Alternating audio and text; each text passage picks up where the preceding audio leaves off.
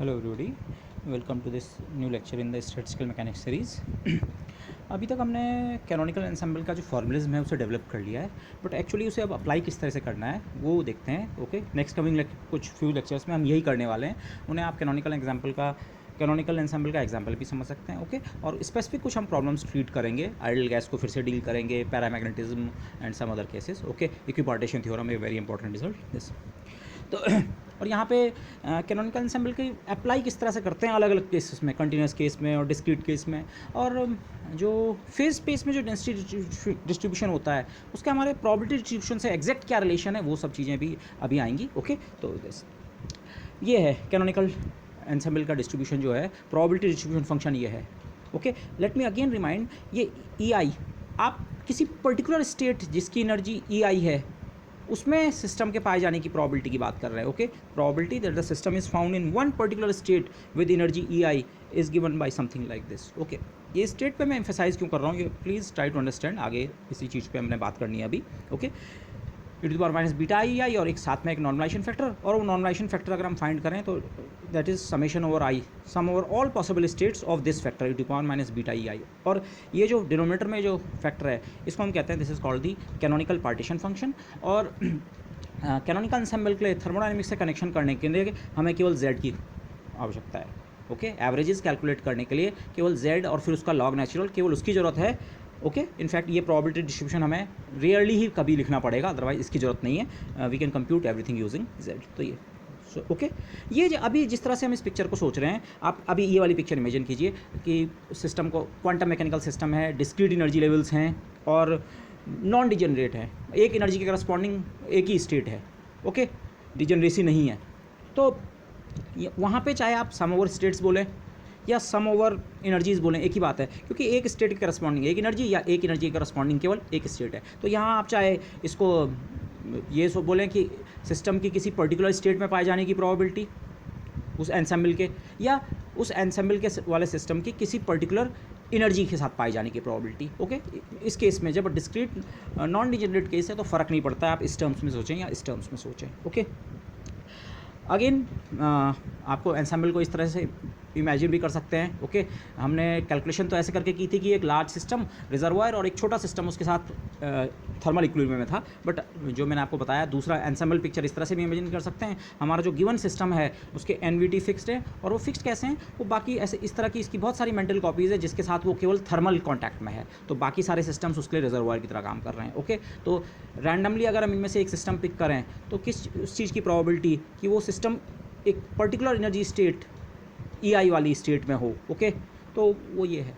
But अगर से again अब आप स्पेक्ट्रम आप सोचिए, स्पेक्ट्रम स्टिल डिस्क्रीट है, लेकिन अब आप सिस्टम में आपके पास डिजनरेसी है, और डिजनरेसी बहुत एक कॉमन फीचर है। ओके, वन पार्टिकल सिस्टम्स में आपको डिजनरेसी देखने को मिल जाती है, तो मल्टी पार्टिकल सिस्टम्स में तो डिजनरेसी का फैक्टर बहुत हाई होता है। ओके, बेसिकली डिजनरेसी मोर और लेस अगर क्वांटम सिस्टम्स के उस सेंस में बोले, नंबर ऑफ एक्सेबल माइक्रोस्टेट्स, किसी छोटी एनर्जी रेंज में ई से लेकर और एक बहुत छोटी एनर्जी रेंज ई प्लस डी के बीच जितनी एक्सेबल माइक्रोस्टेट्स हैं वो उस एनर्जी ई के करस्पॉन्डिंग की डिजनरेसी फैक्टर है। But think of it in quantum sense for the time being.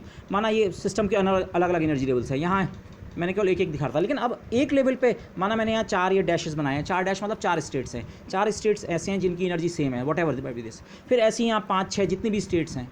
Okay, तो for a given energy E I, energy की वैल्यू ई आई है, लेकिन उस ई आई के करस्पॉन्डिंग आप पे बहुत सारी स्टेट्स हैं। Think of it in terms of quantum mechanics, एक ही एनर्जी ई टू के करस्पॉन्डिंग वेव फंक्शंस बहुत सारे हैं। ओके, दिस तो बहुत सारी स्टेट्स पॉसिबल हैं। माना ई आई जो एनर्जी लेवल है उसके करस्पॉन्डिंग जी आई स्टेट्स आपकी एग्जिस्ट करती हैं, तो ये जी आई को हम डिजनरेसी फैक्टर कह रहे हैं। आयत एनर्जी जो है उसके करस्पॉन्डिंग, आयत एनर्जी लेवल के करस्पॉन्डिंग का डिजनरेसी फैक्टर माना हमारा जी आई है। ओके, तो यहाँ पे जेड जो है, या इस केस में, इस वाले केस में Z simply summation E to the power minus beta E I, sum हम हमेशा स्टेट्स के ऊपर करते हैं इसमें पार्टीशन फंक्शन में। बट अगर डिजनरेट केस, डिजनरेसी नहीं है, नॉन डिजनरेट केस है, तो चाहे स्टेट्स के ऊपर सम करो चाहे एनर्जीज के ऊपर सम करो, एक ही बात है, 1-to-1 करस्पॉन्डेंस है। लेकिन यहाँ पे अगर आप स्टेट्स के ऊपर सम कर रहे हैं, एनर्जी अगर स्टेट्स के ऊपर, तब तो आप इसी तरह से लिखेंगे। हाँ, इस सम को करते हुए आप ध्यान रखें, आपको इस स्टेट के करस्पॉन्डिंग भी ये सम लिखना है। और फिर एक टर्म इस वाली स्टेट के करस्पॉन्डिंग भी आएगा। हाँ, दोनों की एनर्जी इक्वल है, दोनों के लिए वो कंट्रीब्यूशन बराबर होगा, पर दोनों के लिए टर्म आपको इस समेशन में लेना पड़ेगा, और फिर इस स्टेट के लिए भी लेना पड़ेगा, और इसके लिए भी, और इसके लिए भी, और इसके लिए भी, और फिर इसके लिए, इसके लिए, इसके लिए, हर स्टेट के ऊपर आप ये सम इवैल्यूएट करेंगे, तब आपका पार्टीशन फंक्शन इवैल्यूएट हो पाएगा। ओके, तो अगर हम सम स्टेट्स के बजाय केवल एनर्जी वैल्यूज़ के ऊपर करें तो ये एक पर्टिकुलर एनर्जी वैल्यू E3 और ये A4, E3 वाला जो कंट्रीब्यूशन है वो कितनी बार आ रहा है, 1 2 3 4, जितना उसका डिजेनरेसी फैक्टर है उतनी बार। E3 के करस्पॉन्डिंग अगर 4 स्टेट्स हैं तो जब हमने इस फॉर्म में इस सम को लिखा, 1 बार 2 बार 3 बार 4 बार ये सम आया E3 के करस्पॉन्डिंग का, और माना ये E7 कोई लेवल है, इसकी डिजेनरेसी 10 है, तो 1 बार 2 बार 3 बार 4 बार 10 बार सेम फैक्टर आ रहा है, तो आप इस समेशन को अगर एनर्जी के ऊपर सम करके लिखना चाह रहे हैं, केवल एनर्जी वैल्यूज़ के ऊपर सम करके लिखना चाह रहे हैं, तो अगेन नोटेशन में तो मैं ऐसे ही लिखा है, लेकिन ये समेशन आई ओवर स्टेट्स है और ये समेशन आई ओवर एनर्जी वैल्यूज़ है, एनर्जी आइगन वैल्यूज़ या सिंपली एनर्जी वैल्यूज़ बोलें, EI समय, इनफैक्ट आप समेशन EI भी ले सकते थे, एनर्जीज़ के ऊपर सम कर रहे हैं, तो फिर e⁻ βEI का जो फैक्टर है, जो इस एनर्जी के करस्पॉन्डिंग किसी एक स्टेट के लिए है, वो GI के फैक्टर से मल्टीप्लाई हो जाएगा। ओके, इस स्टेट के लिए भी आएगा, इसके लिए भी आएगा, इसके लिए भी आएगा, इसके लिए भी आएगा, तो कुल मिला के ऐसे कितने टर्म्स आ रहे हैं, GI टर्म्स आ रहे हैं। हमने आयत एनर्जी लेवल की डिजेनरेसी को GI माना है, तो this, so be careful about this thing. Okay, आप स्टेट्स के ऊपर सम कर रहे हैं तो हमेशा इस फॉर्म में लिख सकते हैं, लेकिन अगर आप सम अपना एनर्जीज़ के ऊपर कैरी करके ले जा रहे हैं तो फिर वो आपको ऐसे करना पड़ेगा। ओके, क्योंकि एक energy value GI times repeat हो रही है।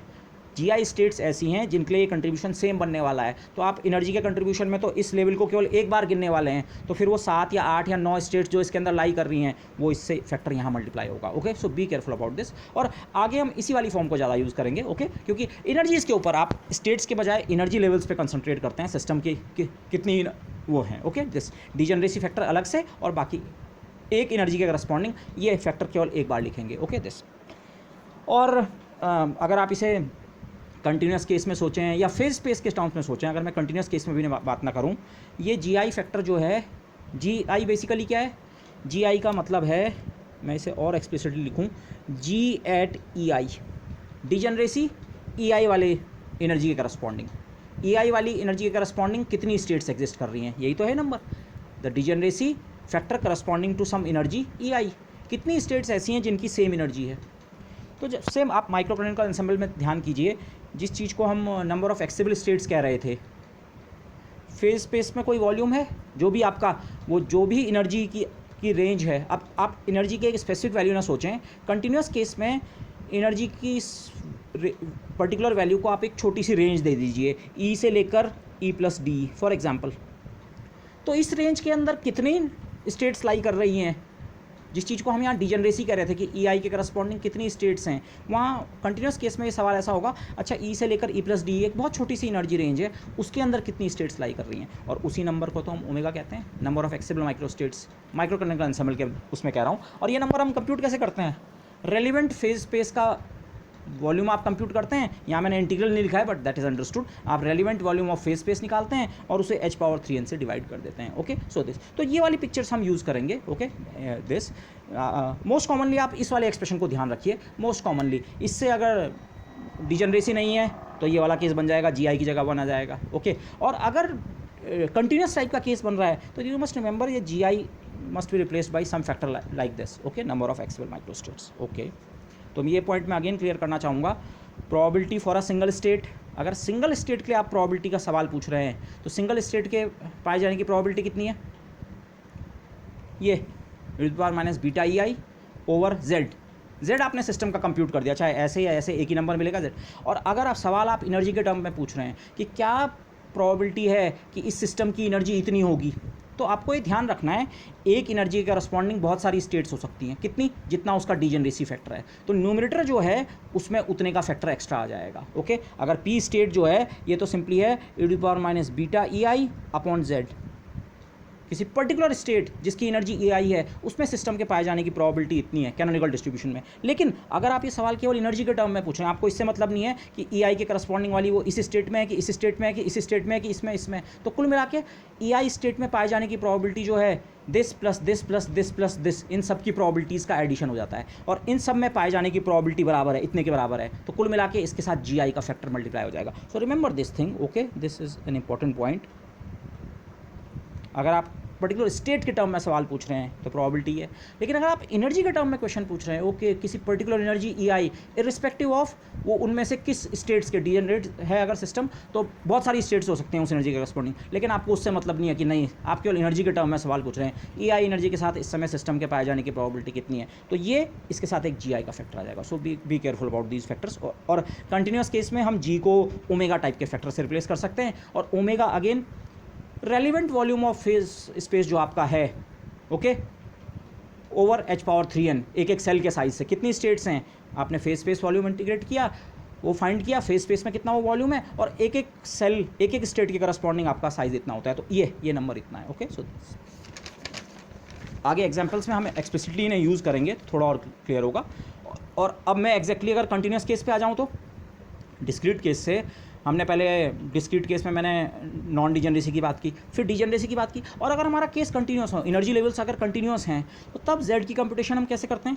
अभी इस फैक्टर को आप भूल जाइए, e⁻⁻βh, यहाँ पे आप एनर्जी की अलग अलग वैल्यूज़ के ऊपर सम कर रहे हैं। ओके, ये इस तरह का सम। कंटिन्यूस केस में आप फेज स्पेस के टर्म्स में सोचिए, एनर्जी की जगह हैमिल्टोनियन, और हैमिल्टोनियन हमारा फेज स्पेस वेरिएबल होता है, पी और क्यू का फंक्शन। यहाँ मैंने पी और क्यू को स्क्वायर ब्रैकेट के अंदर लिखने का मतलब ये है, बहुत सारे पी और बहुत सारे क्यू, आपका एंड 3n डायमेंशनल अगर वो है 6n डायमेंशनल फेज स्पेस है, तो ये 3n momenta components and 3n coordinate components हैं कुल मिला के, तो मैंने उसे शॉर्ट हैंड में ऐसे लिखा है। तो e⁻⁻βh का समेशन कर दीजिए। ये एक्सप्रेशन मैंने कैसे लिखा, पहले इसको देखने की कोशिश करते हैं। जब डिजनरेसी आपके पास हो तो आपके पास ये फैक्टर इस तरह का आता है, जिसको मैंने लास्ट पेज पे वो किया। और कंटिन्यूस केस में जी आई, कितनी स्टेट्स ऐसी हैं जिनकी एनर्जी ई आई है, तो आप इसे इस तरह सोचिए, अच्छा हम ई से लेकर E+D तक एक बहुत छोटी एनर्जी रेंज पे कंसंट्रेट करते हैं, पहले उसके लिए ये फैक्टर निकाल लेंगे और फिर इसको पूरे के ऊपर सम या इंटीग्रेट कर देंगे, तो e⁻⁻βi की जगह ये फैक्टर आ गया। ओके, और जी आई की जगह आएगा आपका ओमेगा, उस छोटी सी एनर्जी रेंज ई से लेकर E+D के बीच कितने number of accessible microstates actually हैं, तो वो ये फेज स्पेस का volume upon h power 3n का फैक्टर तो होता है, जैसे मैंने पिछले पेज पे आपको बताया। तो इसको अगर आप इंटीग्रेट कर दें, अब ये इंटीग्रेशन की लिमिट्स कहाँ होंगी, ये भी एक इंपॉर्टेंट पॉइंट होगा। ठीक है, ये इंटीग्रेशन की लिमिट्स -∞ टू +∞ भी हो सकती हैं मोमेंटम के लिए, कोऑर्डिनेट्स के लिए किसी केस में लिमिटेड भी हो सकती हैं, but that will discuss later जब एग्जांपल्स आएगा। बट इसके ऊपर आप इंटीग्रेशन करें एंड यू गेट दिस। तो ये जो समेशन एनर्जी स्टेट्स के ऊपर, पहले एनर्जी स्टेट्स के ऊपर था, फिर हमने इस फैक्टर की मदद से उसे केवल एनर्जी वैल्यूज़ के ऊपर सम की फॉर्म में लिख दिया। अगर आप इसको फेज स्पेस की मदद से इवैल्यूएट करना चाह रहे हैं, तो ये जो एक्सपोनेंट है e⁻⁻βh, इसको फेज स्पेस के ऊपर इंटीग्रेट कीजिए और 1/h पावर 3n के फैक्टर से डिवाइड कर दीजिए। और अगर आपके सिस्टम में इंडिस्टिंग्विशबिलिटी का नोशन भी आता है, ओके, पार्टिकल्स जो हैं जिससे वो कंपोज है सिस्टम, वो आपस में इंडिस्टिंग्विशबल है, तो एक 1/n का फैक्टर भी आएगा। इसे हम कई बार बोल्ट्जमैन फैक्टर कहते हैं, ओके, जो हमने गिब्स पैराडॉक्स में स्टडी किया था कि ये क्यों ज़रूरी होता है, लेकिन ये हमेशा ज़रूरी नहीं है। रिमेंबर, ये तभी ज़रूरी होगा अगर सिस्टम में इंडिस्टिंग्विशबिलिटी का नोशन आ रहा है। फॉर एग्जांपल, आगे हम अभी एक पैरामैग्नेटिज्म का केस डील करेंगे। पैरामैग्नेटिज्म में बेसिकली हम बात करेंगे, बहुत सारे हमारे स्पिन्स हैं, कोई सिस्टम है जिसमें बहुत सारे स्पिन्स हैं और बाद में वो स्पिन्स एलिमेंट्री मैग्नेट्स की तरह काम करते हैं। तो बेसिकली आपके पास सिस्टम में बहुत सारे स्पिन्स हैं, लेकिन वहाँ पे हम जो आइडिया वो करते हैं, ये स्पिन्स बेसिकली कहाँ से रहे हैं, ये किसी, सोचिए कोई सॉलिड है, उस सॉलिड के अंदर इलेक्ट्रॉन्स हैं, अनपेयर्ड इलेक्ट्रॉन्स। आप सोचिए, आप उसके एटम्स, बाकी न्यूक्लियस वगैरह सब भूल जाइए, आप सोचिए उसके अंदर बहुत सारे इलेक्ट्रॉन्स हैं, पर सॉलिड में ये इलेक्ट्रॉन्स जो हैं ये फिक्स्ड है। मैं फ्री इलेक्ट्रॉन्स की बात नहीं कर रहा हूँ, ये एक एक एटम के साथ एसोसिएटेड जो एक एक इलेक्ट्रॉन है, बाकी इलेक्ट्रॉन्स को हम भूल गए, वो इलेक्ट्रॉन है। तो ये इलेक्ट्रॉन्स जो हैं, ये स्पिन्स जो हैं, ये अपनी साइड पे फिक्स्ड हैं। तो अपनी साइड में फिक्स्ड होने के कारण वो डिस्टिंग्विशेबल हो जाएंगे। तो लेकिन इसी के बजाय माना आपके पास एक इलेक्ट्रॉन गैस होती, किसी कंटेनर के अंदर इलेक्ट्रॉन्स होते, जब हम जैसे हम फ्री इलेक्ट्रॉन्स की बात करते हैं, तो वो गैस की तरह लगातार मूव कर रहे हैं, तो किसी एक की पोजीशन फिक्स नहीं है, तो वहाँ आप उनमें डिस्टिंग्विश नहीं कर सकते हैं। तो ये फैक्टर जो है, इसीलिए मैंने लिखा है, मैंने इसको इसीलिए स्केच पेन से किया है, ये फैक्टर अगर पार्टिकल्स में इंडिस्टिंग्विशबिलिटी का नोशन है तो आप इस फैक्टर से डिवाइड करेंगे, अदरवाइज इसकी ज़रूरत नहीं है। Okay, this. तो जो हमारा डिस्क्रीट केस में हम z जो हम इस तरह से कंप्यूट करते हैं, कंटिन्यूस केस में आप उसे एक फेज स्पेस में जाके इंटीग्रल कीजिए, लेकिन h पावर 3n के फैक्टर से डिवाइड कर दीजिए। Okay, again basically phase space में जाने का मतलब क्या है, बेसिकली हमें सारी एनर्जी वैल्यूज़ को सम करना है। सारी एनर्जी वैल्यू को सम करना है, कंटिन्यूस केस में सारी एनर्जी वैल्यूज़ के ऊपर इंटीग्रेट करना है। तो सारी एनर्जी वैल्यूज़ के ऊपर इंटीग्रेट करने को हम फेज स्पेस में जाके भी कर सकते हैं। सारी की सारी, अगर आप फेज स्पेस डायग्राम को ध्यान करें, अभी तक हम इस तरह के फेज स्पेस डायग्राम बनाते आए हैं। माइक्रो कैनोनिकल एंसेंबल में मैं इस तरह का फेज स्पेस डायग्राम बना रहा था, क्योंकि हमारे सिस्टम की एनर्जी जो थी वो थी ई से लेकर ई प्लस डी के बीच। लेकिन स्टिल हम फेज स्पेस का हम कह रहे थे हमारा एक्सेसिबल वॉल्यूम ये वाला है एक शेल के अंदर। लेकिन इस समय एनर्जी पे कोई रिस्ट्रिक्शन नहीं है। इन प्रिंसिपल सिस्टम की एनर्जी 0 से लेकर इन्फिनिटी तक कुछ भी हो सकती है, ठीक है। खैर इसमें भी अलग केस आएगा, अगर सिस्टम की एनर्जी बाउंडेड है फ्रॉम अबव तो हो सकता है लिमिट 0 से इन्फिनिटी ना हो, वो अभी हम देखेंगे एक एग्जाम्पल में। पर अभी के लिए आप सोचिए, कैनोनिकल एंसेंबल में जो हमारा सिस्टम है जिसको हम स्टडी कर रहे हैं, इन प्रिंसिपल उसकी एनर्जी 0 से इन्फिनिटी तक कुछ भी हो सकती है। इसको अगर आप माइक्रो कैनोनिकल एंसेंबल के टर्म्स में एक बार को पिक्चर करना चाहें, माइक्रो कैनोनिकल एंसेंबल में आप एक ऐसा सिस्टम भी सोच सकते हैं जिसकी एनर्जी इस और इस रेंज के अंदर है, मैं ये वाली शेल, और एक सिस्टम ऐसे सोच सकते हैं जिसकी एनर्जी इस शेल के अंदर है, और एक सिस्टम ऐसे सोच सकते हैं जिसकी एनर्जी इस शेल के अंदर है। अलग अलग सिस्टम्स जिनकी एनर्जी रेंज अलग अलग है, एक 1 से 1.1 वाला एक माइक्रो कैनोनिकल एंसेंबल हो गया। एक दूसरा माइक्रो कैनोनिकल एंसेंबल ऐसा होता है जिसकी एनर्जी 1.1 से लेकर 1.2, और फिर एक और हो सकता है जिसका 1.2 से लेकर 1.3, और फिर 1.3 से 1.4 तक। तो कैनोनिकल एंसेंबल जब हम पिक्चर कर रहे हैं, कैनोनिकल एंसेंबल में ये सारे के सारे एक साथ आ रहे हैं। ये पिक्चर मैंने ड्रॉ की थी, कैनोनिकल एंसेंबल का प्रोबेबिलिटी डिस्ट्रीब्यूशन ये होता है, ओके। इसमें से अगर आप एक पर्टिकुलर एनर्जी वैल्यू ई और ई प्लस डी बहुत जो नज़दीक हैं, केवल इस वाले पार्ट पे कंसंट्रेट करें, तो ये बेसिकली एक शेल के करस्पॉन्डिंग है। एक शेल के करस्पॉन्डिंग जिसकी एनर्जी फिक्स्ड है, थोड़ा सी उसमें अनसर्टेनिटी जरूर है बट बाकी एनर्जी फिक्स्ड है, ये माइक्रो कैनोनिकल एंसेंबल है। तो कैनोनिकल एंसेंबल का जो फेज स्पेस का वो है, वहाँ पे आपको जो फेज स्पेस इंटीग्रल लेना है इन प्रिंसिपल पूरे के ऊपर, लेकिन हो सकता है वहाँ भी रिस्ट्रिक्शन आए। रिस्ट्रिक्शन कैसे आ सकती है? माना जो आपके पार्टिकल्स हैं वो किसी कंटेनर के अंदर कंटेंड है, बाद में हम आइडियल गैस का एग्जांपल लेंगे, तो जो पार्टिकल्स के जो कोऑर्डिनेट्स हैं, मोमेंटा नहीं, जो कोऑर्डिनेट्स हैं वो लिमिटेड हैं, वो 0 से लेकर एक्स एक्सिस के अलॉन्ग एल से ज़्यादा नहीं हो सकता। माना हमारा क्यूब है, जो बॉक्स है वो क्यूब है जिसकी हर साइड एल के बराबर है, तो कोऑर्डिनेट्स पे जो रिस्ट्रिक्शन लग रही है 0 से एल, 0 से एल, 0 से एल, एक्स की वैल्यू भी 0 से एल से बाहर नहीं हो सकती, वाई की भी और जेड की भी। लेकिन मोमेंटा की बात करें, माना पार्टिकल्स नॉन इंटरेक्टिंग है, तो हर पार्टिकल की एनर्जी इन प्रिंसिपल इन्फिनिटी तक हो सकती है, 0 से इन्फिनिटी। तो हर पार्टिकल का जो मोमेंटम या उसके कंपोनेंट्स हैं वो -इन्फिनिटी टू +इन्फिनिटी रन कर सकते हैं। तो ये एक डिफरेंस है, आप इस तरह से भी इमेजिन कर सकते हैं। बेसिकली इस फिगर में सोचें, ये अपने आप में एक माइक्रो कैनोनिकल एंसेंबल है जिसकी एनर्जी ई के अराउंड है, ई और उससे थोड़ा ऊपर नीचे, और एक दूसरा माइक्रो कैनोनिकल एंसेंबल ये है जिसकी एनर्जी इस वैल्यू के अराउंड है, और एक दूसरा माइक्रो कैनोनिकल एंसेंबल ये है। और इस फिगर में आप सोचें तो ये, तो यहाँ पे जब हम इस इंटीग्रेशन को कर रहे हैं, फेज स्पेस के ऊपर इंटीग्रेशन को कर रहे हैं, जितनी पॉसिबल एनर्जी वैल्यूज़ वो सिस्टम ले सकता है उन सब के ऊपर ये इंटीग्रेशन आपको इस तरह से परफॉर्म करना है। अभी मैंने इसकी लिमिट्स इसीलिए पुट नहीं की है, अलग अलग केस में लिमिट्स अलग अलग बनेंगी। बाउंडेड सिस्टम होगा तो अलग टाइप से कंप्यूट होगा, अनबाउंडेड होगा तो अलग टाइप से, और डिस्क्रीट सिस्टम है तो हमको समेशन भी करने की जरूरत नहीं है, वहाँ इंटीग्रेशन करने की जरूरत नहीं है, हम समेशन से आंसर निकाल सकते हैं। बट रिमेंबर दिस, हम फेज स्पेस में जाके, कंटिन्यूस केस में फेज स्पेस में जाके इस इंटीग्रल को परफॉर्म कर सकते हैं। जो हमारा relevant region of phase space है वहाँ इस इंटीग्रेशन को परफॉर्म करेंगे। बट रेलिवेंट रीजन का मतलब अब नॉर्मली एक शेल नहीं होगा, बहुत सारी शेल्स, मतलब ओवरऑल एक रेंज आपको मिलने वाली है एनर्जी या मोमेंटम की, उसके ऊपर इंटीग्रेशन करो और h⁻3n के फैक्टर से डिवाइड कर दो। Okay, we will see this in the examples to come. Okay, और अगर ये इंटीग्रेशन आप किसी दूसरी तरीके से कर सकते हैं, दूसरे तरीके से मतलब यहाँ मैं इंटीग्रेशन को एक्चुअली फेज स्पेस में जाके परफॉर्म कर रहा हूँ। फेज स्पेस में जाके परफॉर्म करने का सेंस मेरा क्या है, मुझे एक्चुअली सम कंप्यूट करना है, सारी एनर्जी वैल्यूज़ के ऊपर या सारी स्टेट्स के ऊपर मुझे कुल मिला के सम करना है। तो उसको करने का एक तरीका हो सकता है फेज स्पेस में चले जाऊँ। फेज स्पेस में हर एनर्जी के करस्पॉन्डिंग एक स्टेट होती है, हर स्टेट के करस्पॉन्डिंग एक सेल है यहाँ, तो उनके ऊपर मैंने कर दिया। तो फेज स्पेस में जाके भी कर सकते हैं, पर कभी किसी एग्जांपल में हो सकता है मैं इस इंटीग्रल को फेज स्पेस में जाके ना भी करूँ। दूसरे तरीके से कुल मिला के हमें ये सम सारी एनर्जी वैल्यूज़ के ऊपर, अगर मैं डिजनरेसी का फैक्टर लेता हूँ, सारी एनर्जी की वैल्यू के ऊपर मुझे किसी तरह से ये पूरा का पूरा कंट्रीब्यूशन निकालना है। तो one way of doing it, और जो यूजुअली जो हम करते हैं कंटिन्यूस सिस्टम के लिए, फेज स्पेस में जाके उस इंटीग्रल को कर दीजिए। Okay, relevant volume of phase space के ऊपर उस इंटीग्रेशन को परफॉर्म कीजिए और h⁻3n के फैक्टर से डिवाइड कीजिए, क्योंकि एक एक सेल इतना साइज लेती है। तो जो नंबर ऑफ स्टेट्स हैं, GI की जगह जो फैक्टर हमारा ओमेगा आ रहा है वो दिस अपॉन h⁻3n है। तो ये इंटीग्रेशन परफॉर्म कीजिए relevant region of phase space के ऊपर, और अगर डिस्टिंग्विशबिलिटी का नोशन भी है तो 1/(n) से डिवाइड कर दीजिए। ओके, अच्छा, अब यहाँ पे मैं ये हम प्रोबेबिलिटी डिस्ट्रीब्यूशन फंक्शन की बात कर रहे हैं, ओके। लेकिन जब हम लिवोली थ्योरम या in general Hamiltonian dynamics discuss करते हैं तो वहाँ पे हम कहते हैं density in phase space, okay. तो ये दोनों सेम चीज़ हैं, ऑलमोस्ट सेम चीज़ है, ज़्यादा से ज़्यादा एक कांस्टेंट का डिफरेंस है। But let me try to clarify ये और ये क्वांटिटी, ओके, जो हम प्रोबेबिलिटी जिसकी बात कर रहे हैं, इस तरह का फैक्टर, ये वाला, और ये density in phase space, this is P, this is not rho P, इनके बीच क्या रिलेशन है?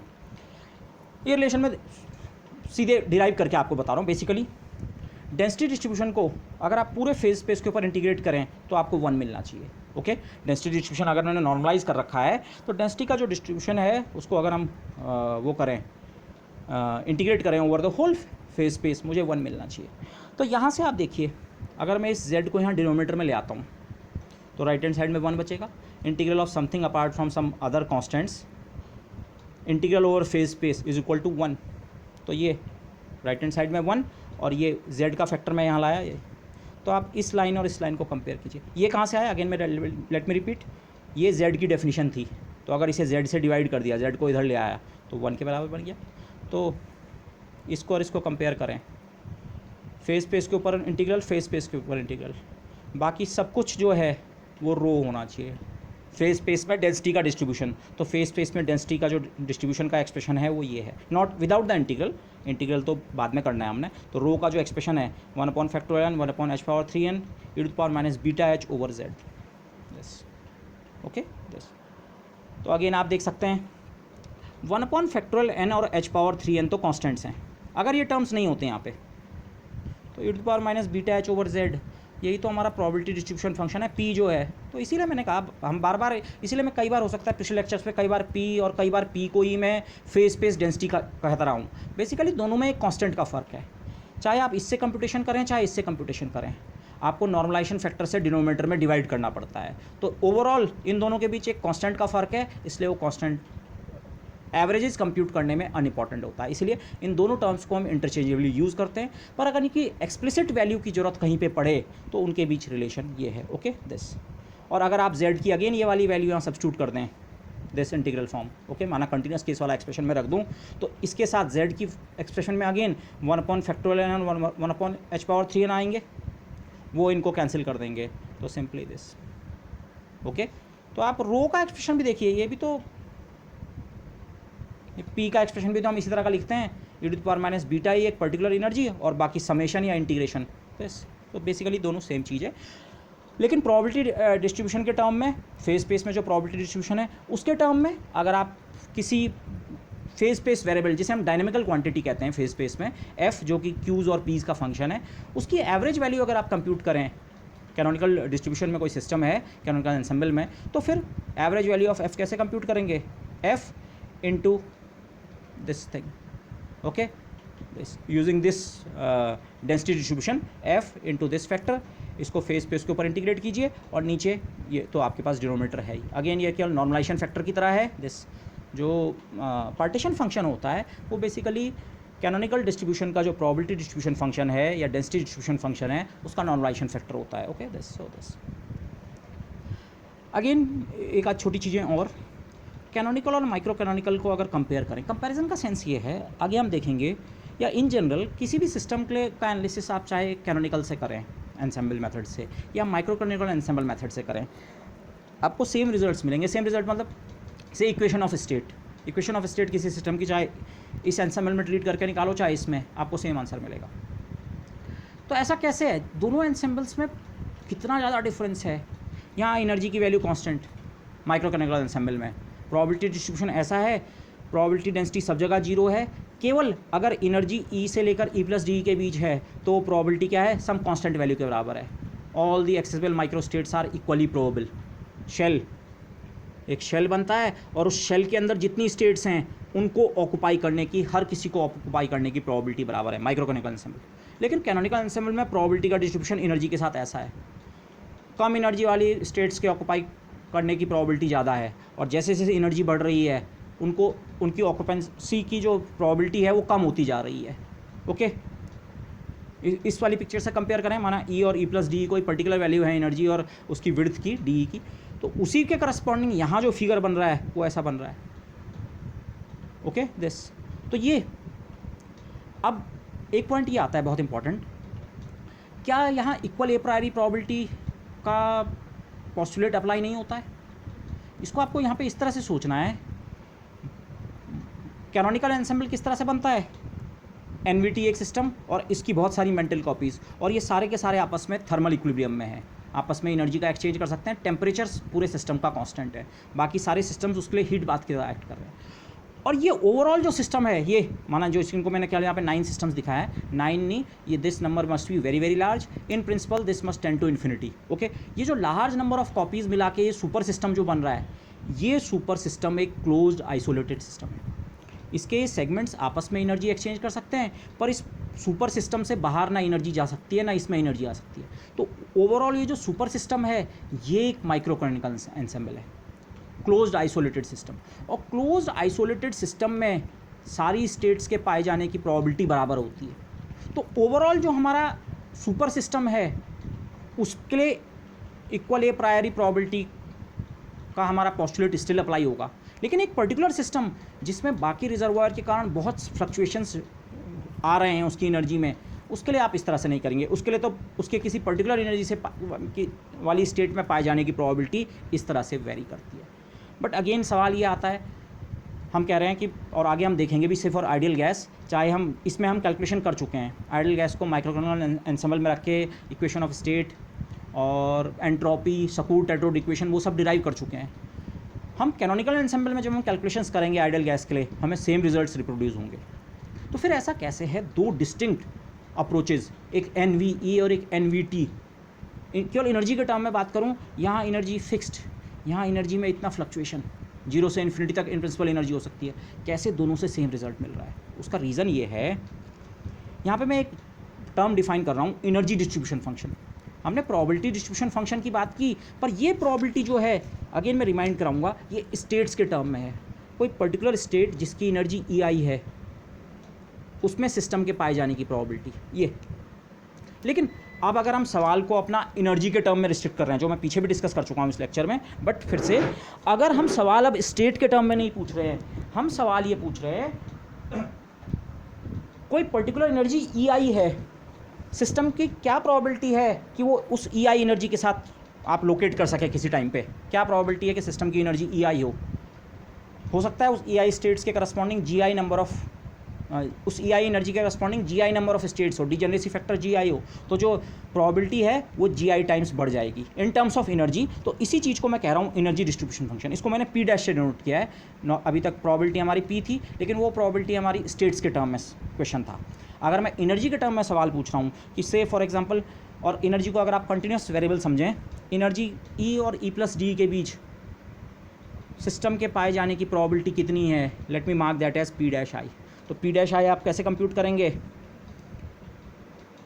E से लेकर E प्लस D के बीच जितनी एनर्जी वैल्यूज़ पॉसिबल हैं, अगेन इस रेंज में आप डिस्क्रीट एनर्जी लेवल सोच लीजिए, मैं कंटिन्यूस और डिस्क्रीट को यहाँ मिक्स कर रहा हूँ। ओके, E से लेकर E प्लस D तक की टोटल प्रोबेबिलिटी कंप्यूट करनी है। क्या प्रोबेबिलिटी है कि सिस्टम इस एनर्जी रेंज में पाया जाएगा? तो इस रेंज में जितने डिस्क्रीट एनर्जी लेवल्स हैं, ये अलग अलग एक एक के लिए जो प्रोबेबिलिटी डिस्ट्रीब्यूशन है स्टेट्स के रेस्पेक्ट वाला, वो लीजिए और उसको सम कर दीजिए over all possible energy values running from E to E plus D। और आप देख सकते हैं ये नंबर आप सीधे सीधे कैसे भी कंप्यूट कर सकते हैं। ये रेंज अगर बहुत स्मॉल है तो इस पूरी रेंज में किसी एक लेवल के लिए ये जो फैक्टर आता है हमारा, ये आप किसी पर्टिकुलर एनर्जी के लिए या किसी पर्टिकुलर स्टेट के लिए फैक्टर इस तरह का होता है। पर अगर ये रेंज बहुत कम है तो लगभग अगर इस रेंज की एनर्जी की सेंटर वैल्यू को माना आप E कह रहे हैं, लोएस्ट वैल्यू को छोड़ के माना एनर्जी की सेंटर वैल्यू है E, upper limit E minus E plus D/2 और lower limit E minus D/2, इस तरह से सोचें तो इस पूरी रेंज के लिए ये जो न्यूमरेटर का फैक्टर है आप इसे e⁻ माइनस बीटा ही ले सकते हैं। लेकिन कुल मिला के इस रेंज में ऐसी कितनी स्टेट्स हैं, ये इसके लिए डिजेनरेसी फैक्टर हो गया ओमेगा। जी के बजाय ओमेगा, कंटिन्यूस केस में ओमेगा। तो और इसके अलावा इसमें डिवीज़न में नीचे जेड वगैरह भी आएगा, लेकिन वो एक कांस्टेंट होता है, तो उसको अगर मैं भूल जाऊँ तो this is proportional to this. इस चीज़ को मैं कह रहा हूँ एनर्जी डिस्ट्रीब्यूशन फंक्शन। अगर एनर्जी के रेस्पेक्ट में हम सवाल पूछ रहे हैं, क्या प्रोबेबिलिटी है कि वो जो सिस्टम हमारा कैनोनिकल एंसेंबल का एक पार्ट है, कैनोनिकल डिस्ट्रीब्यूशन में जो फॉलो कर रहा है जो सिस्टम, वो किसी पर्टिकुलर एनर्जी ई, और अगेन जब मैं पर्टिकुलर एनर्जी ई कहता हूँ उसका मतलब हमेशा ये है ई से लेकर ई प्लस डी, इस रेंज में उसके पाए जाने की प्रोबेबिलिटी कितनी है, तो that number must be proportional to this.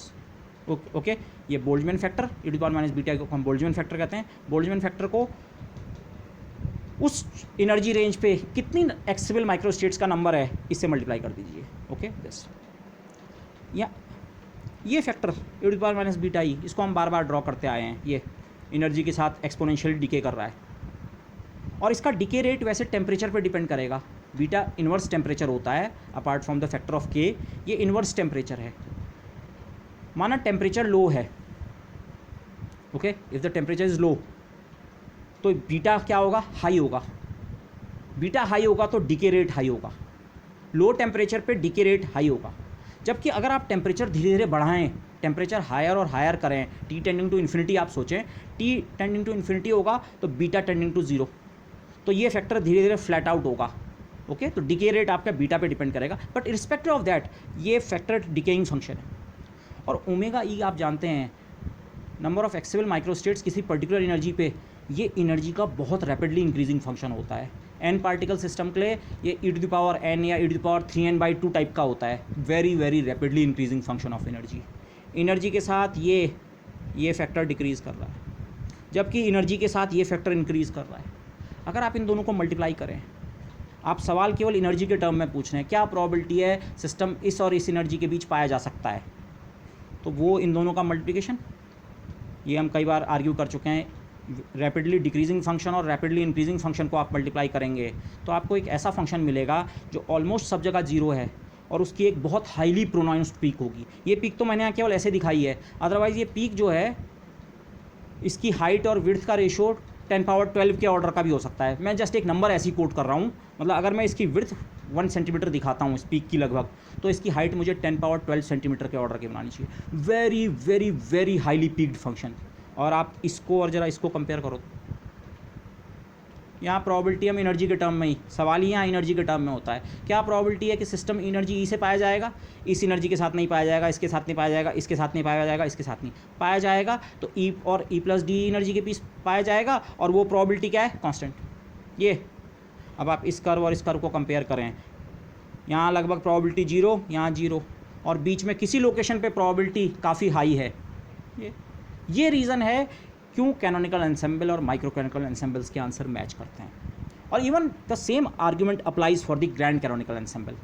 Individual आपके एंसेंबल्स में डिफरेंस है, पर basically this finally boils down to the word of large numbers.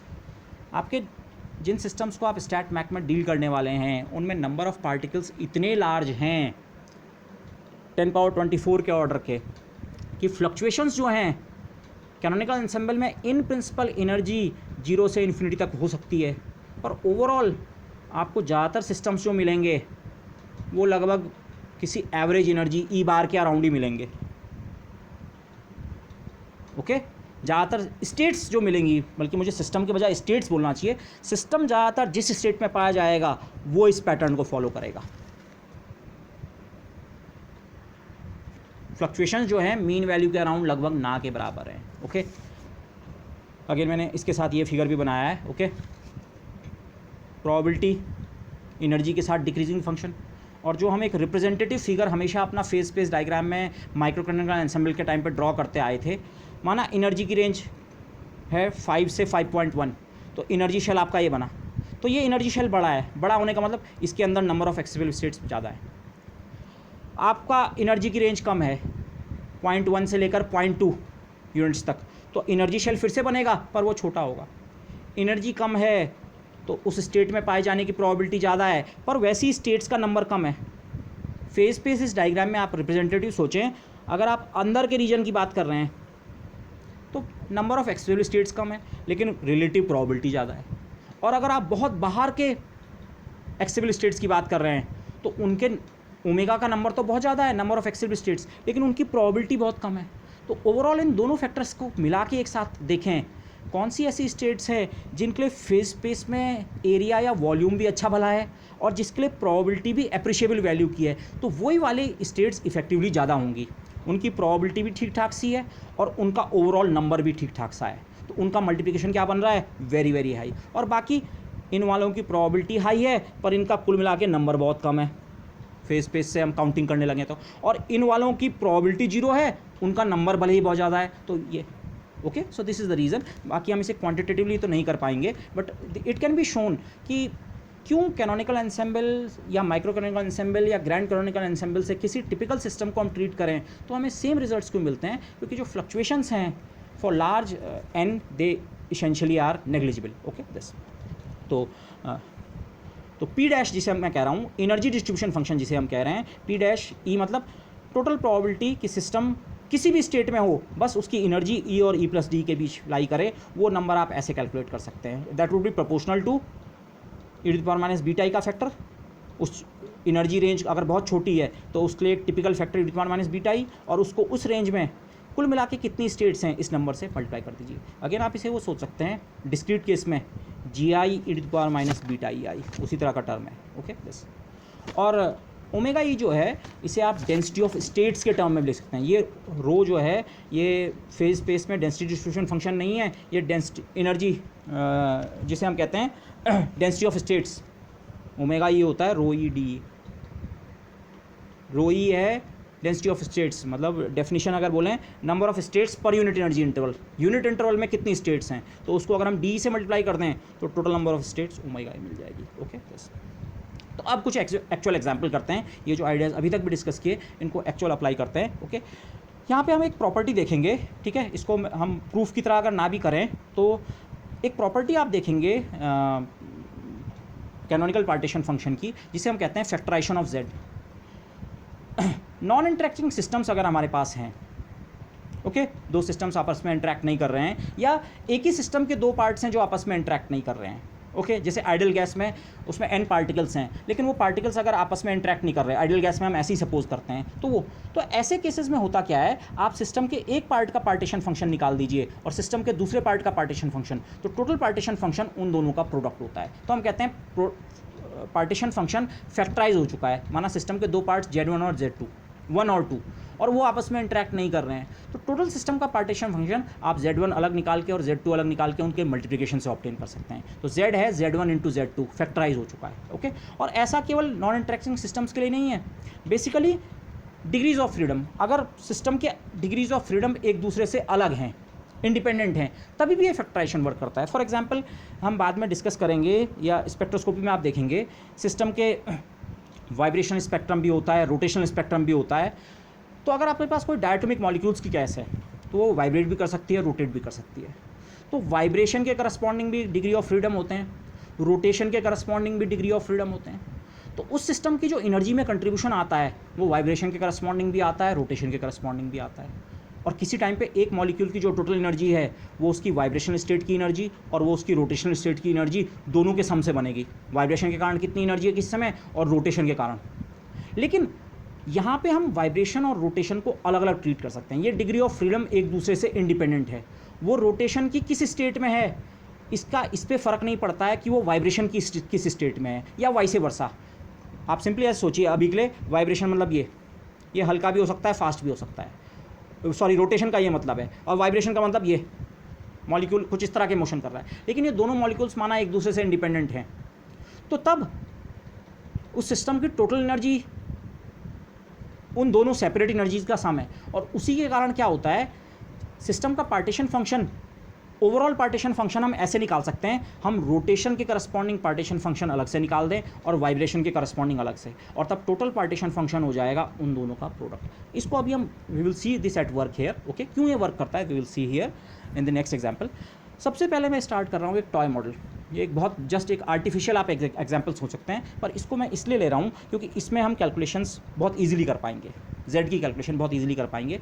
System ये है, सिंपली थर्मल इक्विलिब्रियम में कोई सिस्टम है टेम्परेचर टी पे, सिस्टम यहाँ पे वॉल्यूम वगैरह का कोई कंसेप्ट नहीं है, सिस्टम का वॉल्यूम फिक्स है माना। सिंपली सिस्टम के दो एनर्जी लेवल है, एक लोअर एनर्जी लेवल E0 और एक अपर एनर्जी लेवल E1। E0 को मैं ज़ीरो ले रहा हूँ। वैसे क्वांटम मैकेनिक्स से आप जानते हैं मिनिमम एनर्जी जीरो नहीं हो सकती है, पर थोड़ी देर के लिए सिंप्लिसिटी के लिए लोएस्ट एनर्जी लेवल की वैल्यू जीरो है और अपर वाला जो एनर्जी लेवल है उसकी वैल्यू को माना हम एप्सिलॉन कह रहे हैं। तो केवल सिस्टम के कोई भी पार्टिकल हो, इस सिस्टम में n पार्टिकल्स होंगे इन जनरल, कोई भी पार्टिकल या तो जीरो एनर्जी के साथ हो सकता है उस सिस्टम में या एप्सिलॉन एनर्जी के साथ हो सकता है, क्योंकि क्वांटम मैकेनिकल हम इस सिस्टम को सोच रहे हैं, लेकिन केवल दो एनर्जी स्टेट्स हैं। इनफाइनाइट टावर ऑफ स्टेट्स नहीं है कि इसके ऊपर भी एक एनर्जी लेवल है और इसके ऊपर भी। बेसिकली इस सिस्टम को हम कहेंगे ये bounded from above and below दोनों है। बाउंडेड फ्रॉम बिलो तो हर सिस्टम ज़रूरी होता है स्टेबिलिटी के लिए, लेकिन नॉर्मली आप क्वांटम मैकेनिक्स या कहीं आपने सिस्टम्स देखे हैं तो वो आप बोलते हैं अच्छा इसके ऊपर भी एक एनर्जी लेवल है, उसके ऊपर भी, ऊपर की तरफ से energy level normally unbounded type के दिखते हैं, इनफाइनाइट एनर्जी लेवल्स। लेकिन इस टिपिकल सिस्टम में माना है मैंने, ऐसे माना, और ये कोई बहुत आर्टिफिशियल एग्जाम्पल भी नहीं है, ऐसे सिस्टम्स भी हो सकते हैं। ओके से अगर आप केवल स्पिन डिग्री ऑफ फ्रीडम की बात कर रहे हैं तो स्पिन आपका मैग्नेटिक फील्ड के अलॉन्ग भी इंक्लाइंड हो सकता है, ओरिएंटेड हो सकता है, या उसके अपोजिट, तो उसके दो ही एनर्जी लेवल बनते हैं। ओके तो अगर आप केवल स्पिन मोशन को स्टडी कर रहे हैं, अब इस बाकी मोशंस को आपने किसी तरह से अलग कर दिया है उससे, तो तब इस तरह का सिचुएशन अपीयर हो सकती है। ओके लेकिन अभी आप इसे एक टॉय मॉडल की तरह ही सोचिए। एक ग्राउंड स्टेट है जिसकी एनर्जी जीरो है और एक ऊपर का एनर्जी लेवल है जिसकी एनर्जी है एप्सिलॉन। लेकिन ग्राउंड स्टेट तो नॉन डिजेनरेट है, मतलब इस एनर्जी के करस्पॉन्डिंग एक ही स्टेट है, लेकिन एक्चुअली जो अपर एनर्जी लेवल है उसके करस्पॉन्डिंग माना दो स्टेट्स हैं, इसलिए मैंने यहाँ दो दिखाए हैं। क्वांटम मैकेनिक्स की लैंग्वेज में कहूँ, यहाँ एक वेव फंक्शन है और इस एनर्जी के करस्पॉन्डिंग आपके पास दो वेव फंक्शन है। तो माना ये टॉय मॉडल है, हमें इस तरह का एक हमने सिस्टम लिया, एनर्जी जीरो, सिस्टम की कुल मिला के केवल तीन स्टेट्स हैं, ये जीरो एनर्जी वाली, ये भी एप्सिलॉन एनर्जी वाली और ये भी एप्सिलॉन एनर्जी वाली, यही है। और ये सिस्टम हमने टेम्परेचर T पे इक्विलिब्रियम में रखा हुआ है। तो इस पार्टिकल के लिए इस सिस्टम में हैं तो माना n पार्टिकल्स, लेकिन उसमें से कोई एक सिंगल पार्टिकल जो है उसके लिए पार्टीशन फंक्शन अगर इवेलुएट करें, ये मैं पहले भी डिस्कस कर चुका हूँ।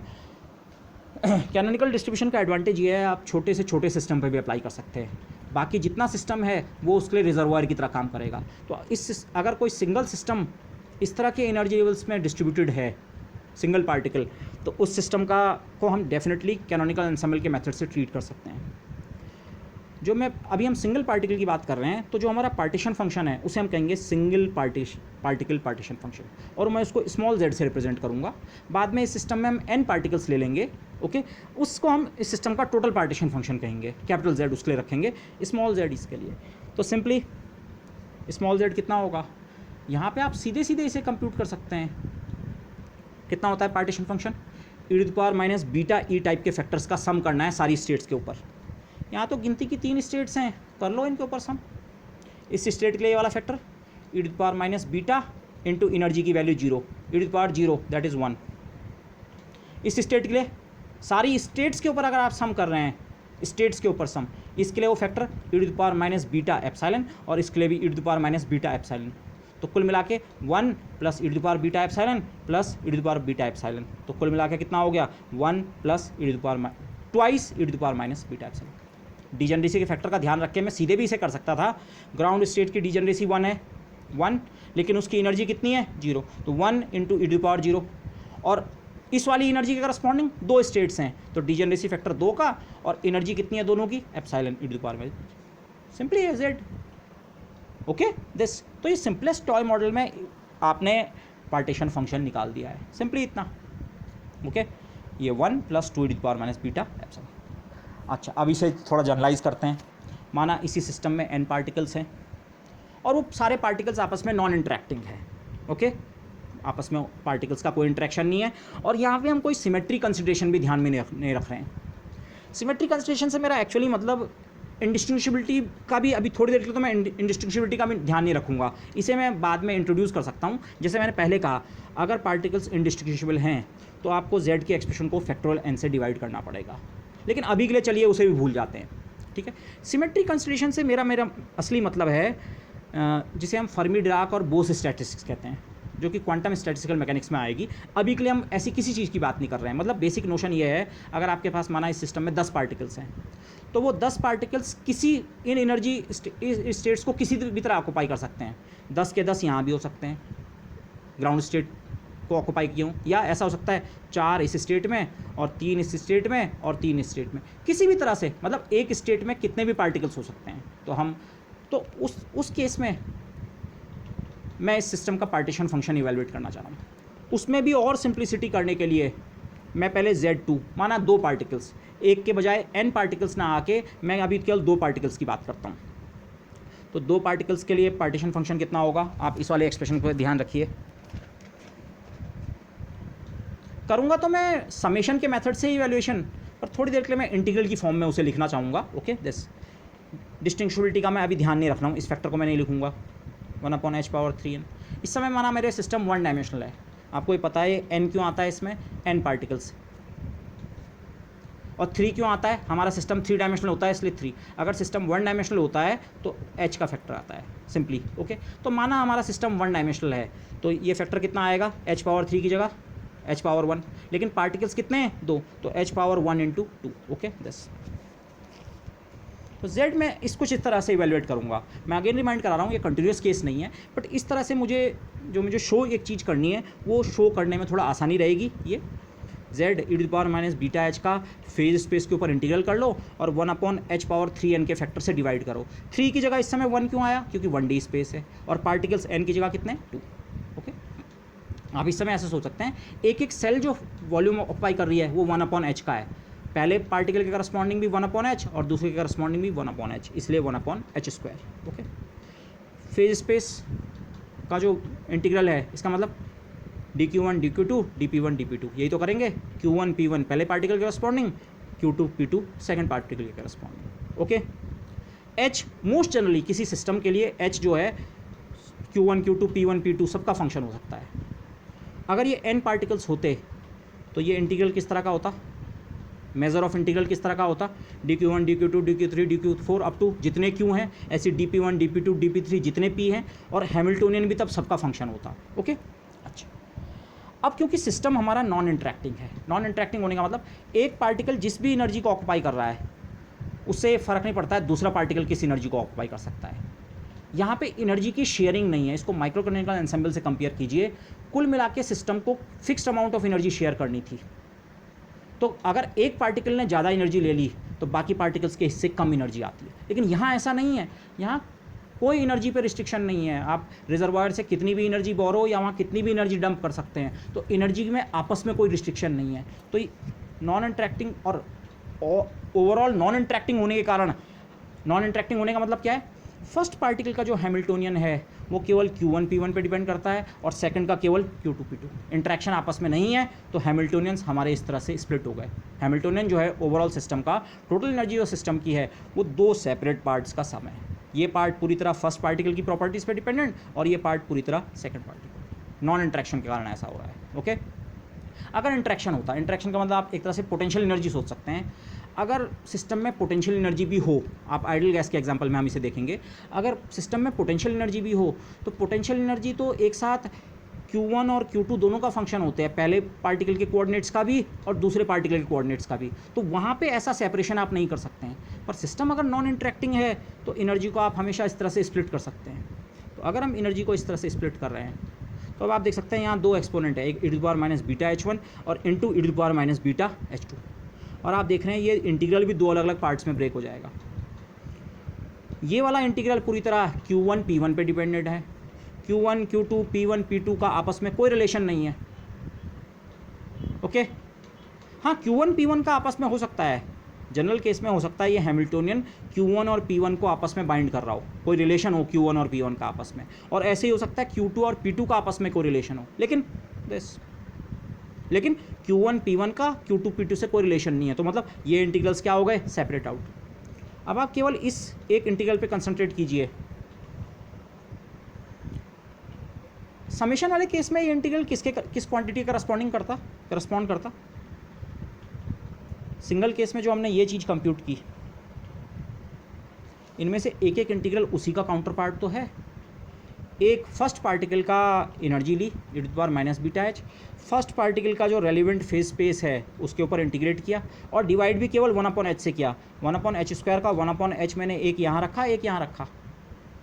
ये फर्स्ट पार्टिकल के लिए partition function, one particle partition function first particle का summation I G I one minus beta E I, अगर हम समेशन की टेक्निक से डिराइव करते, ये उसका करस्पॉन्डिंग टर्म है कंटिन्यूस केस में, लेकिन ये फर्स्ट पार्टिकल के लिए, और ऐसा ही सेम टर्म सेकंड पार्टिकल के लिए। तो ये बेसिकली ये हम ऊपर कंप्यूट कर चुके हैं। माना इसको मैं Z1 कहूँ, ये पार्टीशन फंक्शन फर्स्ट वाले पार्टिकल का और ये पार्टीशन फंक्शन सेकंड वाले पार्टिकल का, यही चीज़ फैक्टराइजेशन ऑफ Z। दो पार्टिकल वाला जब सिस्टम बन गया तो उसका जो टोटल पार्टीशन फंक्शन है Z2, वो बना पहले पार्टिकल का partition function into second particle का पार्टीशन फंक्शन। और इस केस में Z1 और Z2 में तो कोई डिफरेंस नहीं है, जितना Z1 है उतना ही Z2 है। इनफैक्ट दोनों स्मॉल z के बराबर हैं, इस नंबर के बराबर, एक एक पार्टिकल का पार्टीशन फंक्शन इतना है। तो जो अगर सिस्टम में दो पार्टिकल्स आ गए तो पार्टीशन फंक्शन इसका स्क्वायर हो गया। और इस आइडिया को आप आगे एक्सटेंड कर सकते हैं। माना सिस्टम में 3 पार्टिकल्स होते तो पार्टीशन फंक्शन जितना एक पार्टिकल का पार्टीशन फंक्शन है उसका क्यूब, और अगर n पार्टिकल्स हो जाए सिस्टम में तो n पार्टिकल वाला सिस्टम, ये सिस्टम विद n पार्टिकल्स, उसका partition function this to the power n। यही चीज़ है फैक्टराइजेशन ऑफ z। एक्सप्लिसिटली हम वर्क होते हुए इसे देख रहे हैं इस समय, लेकिन ये तब पॉसिबल है, इसके लिए ये होना ज़रूरी था। मैथमेटिकली आप समझिए ये ज़रूरी था, ये और ये इंटरेक्ट ना करें, मिक्सिंग ना हो इनमें, ये इंटीग्रल अलग, ये इंटीग्रल अलग। तो ये इंटीग्रल या ये सम जो है, ये सम इस सम से अलग हो गया। ये सम एक सिस्टम के एक पार्ट का पार्टीशन फंक्शन, ये सिस्टम के दोनों पार्ट दूसरे पार्ट का पार्टीशन फंक्शन। इस समय तो दोनों एक ही चीज़ थी, ये भी z तो z स्क्वायर हो गया। पर इन जनरल सिस्टम के इस पार्ट के एनर्जी का लेवल्स का बिहेवियर अलग हो सकता है और इस पार्ट के एनर्जी लेवल्स का बिहेवियर अलग हो सकता है। ये वाइब्रेशनल मोशन के करस्पॉन्डिंग हो सकता है, ये रोटेशनल मोशन के करस्पॉन्डिंग। बट फिर भी जो ओवरऑल पार्टीशन फंक्शन बनेगा, आप वाइब्रेशनल पार्टीशन फंक्शन अलग निकालो और रोटेशन वाला अलग निकालो और उनको मल्टीप्लाई करके टोटल पार्टीशन फंक्शन। ओके, और इस केस में तो और भी सिंपल है, ये भी z तो z स्क्वायर। तो 2 पार्टिकल्स के लिए जो हमारा पार्टीशन फंक्शन बन रहा है ओवरऑल सिस्टम का इस टॉय मॉडल में, वो सिंपली z का स्क्वायर, 1 पार्टिकल वाले पार्टीशन फंक्शन की पावर। तो सिमिलरली अगर सिस्टम में n पार्टिकल्स हों, जिसको मैंने Zn लिखा है पार्टीशन फंक्शन को, partition function with n particles, 1 particle का जो पार्टीशन फंक्शन है स्मॉल z, उसकी power n for n non interacting particles. और अगर आप इंडिस्टिंग्विशबिलिटी का नोशन आप लाना चाहें कि वो पार्टिकल्स माना जो है वो सारे के सारे आपस में इंडिस्टिंग्विशेबल थे, तो आपको यहाँ एक फैक्टर n के फैक्टर से डिवाइड करना पड़ेगा। ओके, वो पार्टिकल्स में अगर आप भेद नहीं कर पा रहे हैं, जो हमने गिब्स पैराडॉक्स में देखा था ये वाला, तो ये हो गया सिंपली। अगर पार्टिकल्स डिस्टिंग्विशेबल है तो दिस इज सफिशिएंट, अगर इनडिस्टिंग्विशेबल हैं दिस। तो n पार्टिकल पार्टीशन फंक्शन कैसे निकल रहा है, बेसिकली ये फैक्टोरियल n के फैक्टर का आपको ध्यान अलग से रखना पड़ेगा कि डिस्टिंग्विशेबल हैं या नहीं, उसके हिसाब से फैक्टर लाइए। बट अदरवाइज कैपिटल Zn कितना है, स्मॉल z, एक पार्टिकल का partition function to the power. ये फीचर आप बहुत सारी जगह देखेंगे। ओके, जब हम कहेंगे हमारे सिस्टम में जो आपस में उसके कॉन्स्टिट्यूएंट्स हैं वो नॉन इंटरेक्टिंग हैं, तो हम एक कॉन्स्टिट्यूएंट का पार्टीशन फंक्शन निकाल देंगे, 1 पार्टिकल पार्टीशन फंक्शन हम जिसे कहेंगे, और तब सारे के सारे n कॉन्स्टिट्यूएंट्स का, n पार्टिकल का जो पार्टीशन फंक्शन है वो हो जाएगा उसकी power to the power n। But remember this will only work for non interacting case. Okay, और लास्ट में हो सकता है एक फैक्टोरियल n के फैक्टर से आपको डिवाइड करना पड़े, जो ये n पार्टिकल्स हैं अगर ये आपस में इनडिस्टिंग्विशेबल हैं तो एक फैक्टोरियल n का फैक्टर आपको बाई हैंड फिर यहाँ पुट करना पड़ सकता है। ओके, बस। और ये तो यहाँ पे आपने नॉन इंटरेक्टिंग पार्टिकल्स के लिए देखा कि हाँ ये जो टोटल पार्टीशन फंक्शन है वो अलग अलग इंडिविजुअल पार्टीशन फंक्शंस का प्रोडक्ट हो गया। पर ऐसा इंडिपेंडेंट डिग्री ऑफ फ्रीडम के टर्म्स में भी होता है। इंडिपेंडेंट डिग्री ऑफ फ्रीडम का मतलब वही जिसे मैं वाइब्रेशन और रोटेशन का आपको एग्जांपल दे रहा हूँ, आगे हम उसे देखेंगे तो वहाँ भी ऐसा होगा। ओके, तो सिंपली Zn कितना हो गया इस पर्टिकुलर एग्जाम्पल में, एक पार्टिकल का पार्टीशन फंक्शन इतना था, उसकी पावर n। Z जो है वो इंडिविजुअल पार्टीशन फंक्शंस का मल्टीप्लिकेशन है। Okay, multiplicative. Z जो है कैनोनिकल पार्टीशन फंक्शन का नेचर मल्टीप्लिकेटिव होता है। आप क्वालिटेटिवली सोचिए, ये सिंगल सिस्टम है लेकिन इसके अलग अलग सेगमेंट्स हैं जो एक दूसरे से इंडिपेंडेंट हैं। ये केवल क्वालिटेटिव पिक्चर है। तो इस सिस्टम का टोटल पार्टीशन फंक्शन, इसका पार्टीशन फंक्शन अलग निकालो, इसका अलग, इसका अलग, इसका अलग, इसका अलग, इसका अलग, इनका मल्टीप्लिकेशन अगर आप कर दें तो इस सिस्टम का टोटल पार्टीशन फंक्शन बन जाएगा। Okay, something like this. लेकिन आप थर्मोडायनेमिक्स से जब हम रिलेट करते हैं तो वहाँ पे Z इंपॉर्टेंट नहीं होता है, इसका लॉग इंपॉर्टेंट होता है। लॉग से निकालते हैं वैल्यूज़। माना f है, f equal to minus KT log natural Z, log natural. तो अगर हम इसका लॉग लें इस क्वांटिटी का, n पार्टिकल वाले पार्टीशन फंक्शन का, तो वो इसका लॉग बनेगा, n बाहर इसका लॉग। और ये क्वांटिटी क्या है, ये सिंगल पार्टिकल पार्टीशन फंक्शन है। तो लॉग के लेवल पे क्या रिलेशनशिप हो जाती है, एन पार्टिकल वाले क्वांटिटी का जो लॉग है, सिंगल पार्टिकल वाली जो क्वांटिटी है उसके लॉग का एन टाइम्स होता है। मतलब एन बार ये ऐड हो रहा है, log small Z plus log small Z plus log small Z plus log small Z, कितनी बार, एन बार। पार्टीशन फंक्शन तो मल्टीप्लिकेटिव होता है, लेकिन लॉग जेड में वो क्या हो जाता है, एडिशन में कन्वर्ट हो जाता है। ओके, जनरल केस में आप सोचिए, माना किसी सिस्टम में दो पार्ट्स हैं और उसका पार्टीशन फंक्शन इस तरह से फैक्टराइज हो रहा है, z बराबर z1 प्लस z2। z1 और z2 आपस में बराबर नहीं है, z स्क्वायर नहीं बन रहा है, ये अलग, पर टोटल पार्टीशन फंक्शन दो पार्ट्स का प्रोडक्ट है। तो जब आप लॉग नेचुरल z लेंगे वो बनेगा log natural z1 plus log natural z2, log के लेवल पे एडिशन। ओके, लॉग के लेवल पे मेरा एडिशन से मेरा मतलब क्या है, हमारी जितनी भी क्वांटिटीज़ हैं आप इनके एक्सप्रेशन चेक कीजिए, f का, u का, s का। f होता है माइनस के T log natural z। Canonical ensemble में सिस्टम है तो उसका एक पार्ट, दूसरा पार्ट, तीसरा पार्ट, चौथा, जितने भी पार्ट्स हों वो सबका कॉमन टेम्परेचर T तो सेम होगा। F का एक्सप्रेशन होता है माइनस के टी लॉग z। आप सिस्टम के केवल एक सेगमेंट के लिए इसे कंप्यूट करते, F1 माना तो उसमें लॉग नेचुरल z1 आता। सिस्टम के केवल दूसरे सेगमेंट के लिए कंट्रीब्यूट करते, माइनस के टी तो उतना ही रहता, लॉग नेचुरल z2। और अगर आप इस कंबाइंड सिस्टम के लिए F इवेल्युएट करें तो वो कितना हो जाएगा, इन दोनों का सम। F वैसे भी आप जानते हैं F क्या होता है, एडिटिव। सिस्टम के अलग अलग कंपोनेंट्स की आप फ्री एनर्जी निकालें, हेल्महोल्ट्ज़ फ्री एनर्जी, उनको ऐड कर दें तो पूरे सिस्टम की हेल्महोल्ट्ज़ फ्री एनर्जी मिल जाती है। तो उसको वो भी यहाँ से जस्टिफाई हो रहा है क्योंकि F Z से रिलेटेड नहीं होता है, लॉग नेचुरल Z से। ऐसा ही इंटरनल एनर्जी के साथ भी है। इंटरनल एनर्जी का एक्सप्रेशन भी क्या होता है, minus del by del beta of log natural Z। Beta मतलब temperature, related to temperature, log natural Z। ये भी लॉग नेचुरल Z पे डिपेंड करता है, ये भी लॉग नेचुरल Z पे डिपेंड करता है। S का एक्सप्रेशन भी आप चेक करें, ये भी लॉग नेचुरल Z पे डिपेंड करता है। लॉग नेचुरल Z के लेवल पे आके एडिटिव, सिस्टम के अलग अलग पार्ट्स के कंट्रीब्यूशन ऐड होते हैं, तो सिस्टम के अलग अलग पार्ट्स की Helmholtz free energy add up होती है टोटल फ्री एनर्जी में, सिस्टम के अलग अलग पार्ट्स की इंटरनल एनर्जी ऐड अप होती है टोटल इंटरनल एनर्जी में, और ऐसे ही एंट्रोपी। ओके, और थर्मोडायनेमिक्स से ये प्रॉपर्टी हम जानते हैं, एक्सटेंसिव प्रॉपर्टी। सिस्टम ग्रो करता है तो ये प्रॉपर्टीज़ क्या करती हैं, ग्रो करती है। So that works. ओके, तो ये छोटा सी टॉय मॉडल जो है, मैं आपको रिक्वेस्ट करूँगा इसमें एक बार फिर से इसके फीचर्स को देख लीजिए, क्योंकि ये फीचर्स आगे हम बार बार बहुत रैपिडली यूज़ करेंगे, बट इस टॉय मॉडल में इनको समझना आसान है क्योंकि कुल मिला के केवल 3 स्टेट्स हैं, तो कैलकुलेशंस बहुत ईजी है। ओके, अच्छा, लेकिन अगर इसी सिस्टम में हम कुछ और चीज़ें भी कर सकते हैं, बहुत ज़्यादा कैलकुलेशन तो नहीं करेंगे, बट F हमने कहा कैनोनिकल एंसेंबल में हम Z निकालते हैं, Z से F को कनेक्ट करते हैं और बाकी थर्मोडायनेमिक्स फिर F से डिराइव करते हैं। तो माना अगर मैं वो करना चाहूँ तो कैसे करेंगे, F होता है माइनस के टी लॉग Z, माइनस के टी और लॉग कैपिटल Z की वैल्यू ये रही, ये n times log of this factor, n times log of this factor, ये F आ गया। थर्मोडायनेमिक्स से आप जानते हैं DF का एक्सप्रेशन ये होता है, उसके नेचुरल वेरिएबल्स T, V और N होते हैं। ये यहाँ पे V का तो कोई रोल नहीं है, सिस्टम के वॉल्यूम या उसकी तो हमने बात ही नहीं की, तो इस टर्म को आप भूल जाइए, वॉल्यूम पे कोई डिपेंडेंस की बात नहीं है। ओके, दिस तो S कितना हो जाएगा, partial differential of F with respect to T minus del F by del T keeping V and N constant. V का तो कोई सेंस नहीं है, बट कीपिंग N कॉन्स्टेंट। से फॉर एग्जाम्पल ये F का एक्सप्रेशन है, इसे T के रिस्पेक्ट में डिफ्रेंशिएट करो, लेकिन T यहाँ ध्यान रखना, T यहाँ दो जगह है, T एक एक्सप्लिसिट ये दिख रहा है और बीटा भी 1/kBT होता है, T यहाँ भी छुपा हुआ है। तो अप्रोप्रिएटली अगर आप इसका डिफ्रेंशिएशन करें तो आपको दो टर्म्स मिलेंगे, वो मैंने यहाँ का रखा है, ठीक है। ये सेकंड वाले टर्म में डिफ्रेंशिएशन बीटा के रेस्पेक्ट में किया है और फिर बीटा का डिफ्रेंशिएशन खुद T के रेस्पेक्ट में, वो करके आपको ये मिल जाएगा। तो इस एक्सप्रेशन को आप किसी भी what ever form you like you put it. Okay, लेकिन ये जो फर्स्ट वाला टर्म है इसको आप अगर फिर से देखें, ये फर्स्ट वाला टर्म कैसे जनरेट हुआ, इस टर्म को हम T के रेस्पेक्ट में जनरेट कर रहे हैं, डिफ्रेंशिएट कर रहे थे। फर्स्ट टर्म तब आया जब ये वाला T डिफ्रेंशिएट हुआ, तो ये T खत्म हो गया, बाकी सारा ये टर्म, बाकी सारा ये क्या है, F। तो ये जो फर्स्ट टर्म है ये F ही है, लेकिन उसमें से एक T गायब हो चुका है, डिफ्रेंशिएशन में से ये T गायब हो गया था, T के रेस्पेक्ट में डिफ्रेंशिएट किया, T खत्म हो गया। तो ये फर्स्ट टर्म कितना है, माइनस F/T, और बाकी ये सारा सेकंड टर्म। मैंने इस फॉर्म में इसे क्यों लिखा है, एंट्रोपी का एक्सप्रेशन ये आ गया, ऐसे लिखो what ever way you like.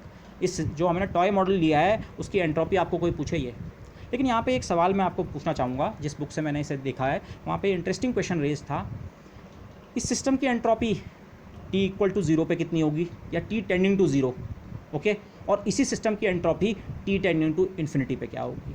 और फिर ज़रा उसका फिजिकल आर्ग्यूमेंट भी आप सोचने की कोशिश कीजिए, क्यों ऐसा हो रहा है, ये एंट्रोपी के जो भी आंसर आपको मिल रहे हैं वो ऐसे क्यों मिल रहे हैं। Okay, this do it carefully. Carefully से मेरा मतलब ये है, डिपेंडिंग ऑन टी 0 बन रहा है या इन्फिनिटी, बीटा की वैल्यू पे ध्यान दीजिए। बीटा होता है 1/kt, और फिर उसके हिसाब से एक्सपोनेंशियल और बाकी फैक्टर्स पे क्या फ़र्क पड़ रहा है उसको देखिए, प्रॉपर लिमिट लेके। दिस लेकिन इसी सिस्टम के लिए अगर मैं एक और चीज़ कंप्यूट करूँ,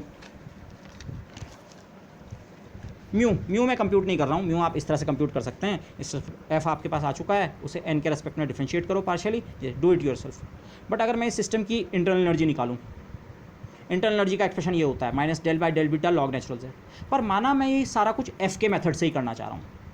पिछले लेक्चर में आप ध्यान कीजिए, ये एक्सप्रेशन हमने अलग से डिराइव वैसे किया था, पर हमें बाद में पता चला था यू से ज़्यादा फ़ायदा नहीं होने वाला। तो ये एक्सप्रेशन अगर आप याद ना भी रखें, आप एफ़ का एक्सप्रेशन याद रखें, एफ़ से आप यू कैसे निकाल सकते हैं, एफ़ और यू में ये रिलेशन होता है। टी सिस्टम का आपको दे रखा है, एस आप निकाल चुके हैं, एंट्रोपी हमने अभी तो कैलकुलेट की इस सिस्टम की, टी पता है, एस पता है, एफ़ पता है, तो यू निकल आएगा, यू बराबर एफ़ प्लस टी एस। तो इनफैक्ट अगर मैं इसको यहाँ पे यूज़ करूँ, मैंने ये वाली फॉर्म इसीलिए लिखी थी यहाँ पे, एफ़ में अगर टी एस ऐड कर दूँ तो यू बन जाएगा। अगर मैं इस पूरी इक्वेशन को टी से मल्टीप्लाई करूँ, टी एस ये माइनस एफ़ और यहाँ एक टी का फैक्टर आ जाएगा, और इस टर्म को इधर ले जाऊँगा तो एफ़ प्लस टी एस, वही तो यू है। मतलब ये फैक्टर जिसमें एक एक्स्ट्रा टी आ चुका है वही क्या है, यू है। तो आप ऐसे करके कैलकुलेट करो चाहे ऐसे करके कैलकुलेट करो, इनफैक्ट आप इस मेथड से ज़रूर एक बार ट्राई करें, यही आंसर आपको मिलेगा। ओके, और इस आंसर को अगर आप लास्ट में बीटा के टर्म, बीटा और केबीटी कैंसिल हो गया तो ये इस सिस्टम की जो एवरेज एनर्जी है, इंटरनल एनर्जी का मतलब होता है एवरेज एनर्जी। ओके, एनर्जी तो ये है, ये हमारा टॉय मॉडल इस तरह से है, तीन स्टेट्स हैं, एनर्जी लेवल 2 ही हैं, एक 0 और एक एप्सिलॉन, n पार्टिकल्स हैं। तो ज़रा इसको चेक करें, तो मैं इसको यहाँ पे ज़रूर चेक करना चाहूँगा, ये 2 केसेस।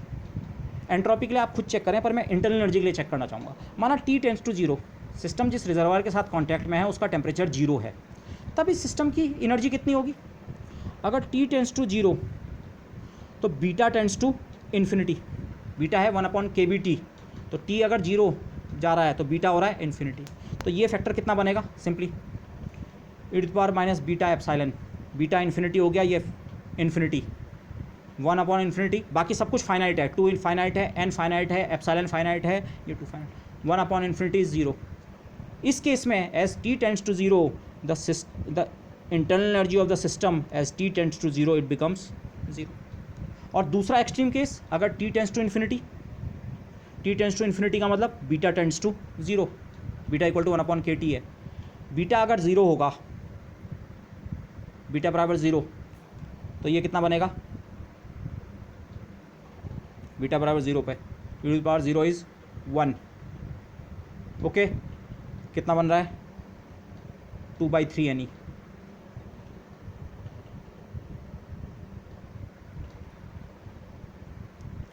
यहाँ पे एक्चुअली एक बहुत इंपॉर्टेंट कंसेप्ट आपको वो करना चाहिए। वैसे जब आपने प्लैंक्स लॉ का डेरिवेशन किया होगा, रेले जीन्स लॉ के साथ जो दिक्कत आती है और फिर हम प्लैंक्स लॉ डिराइव करते हैं, वहाँ पे ये आइडिया नॉर्मली डिस्कस किया जाता है।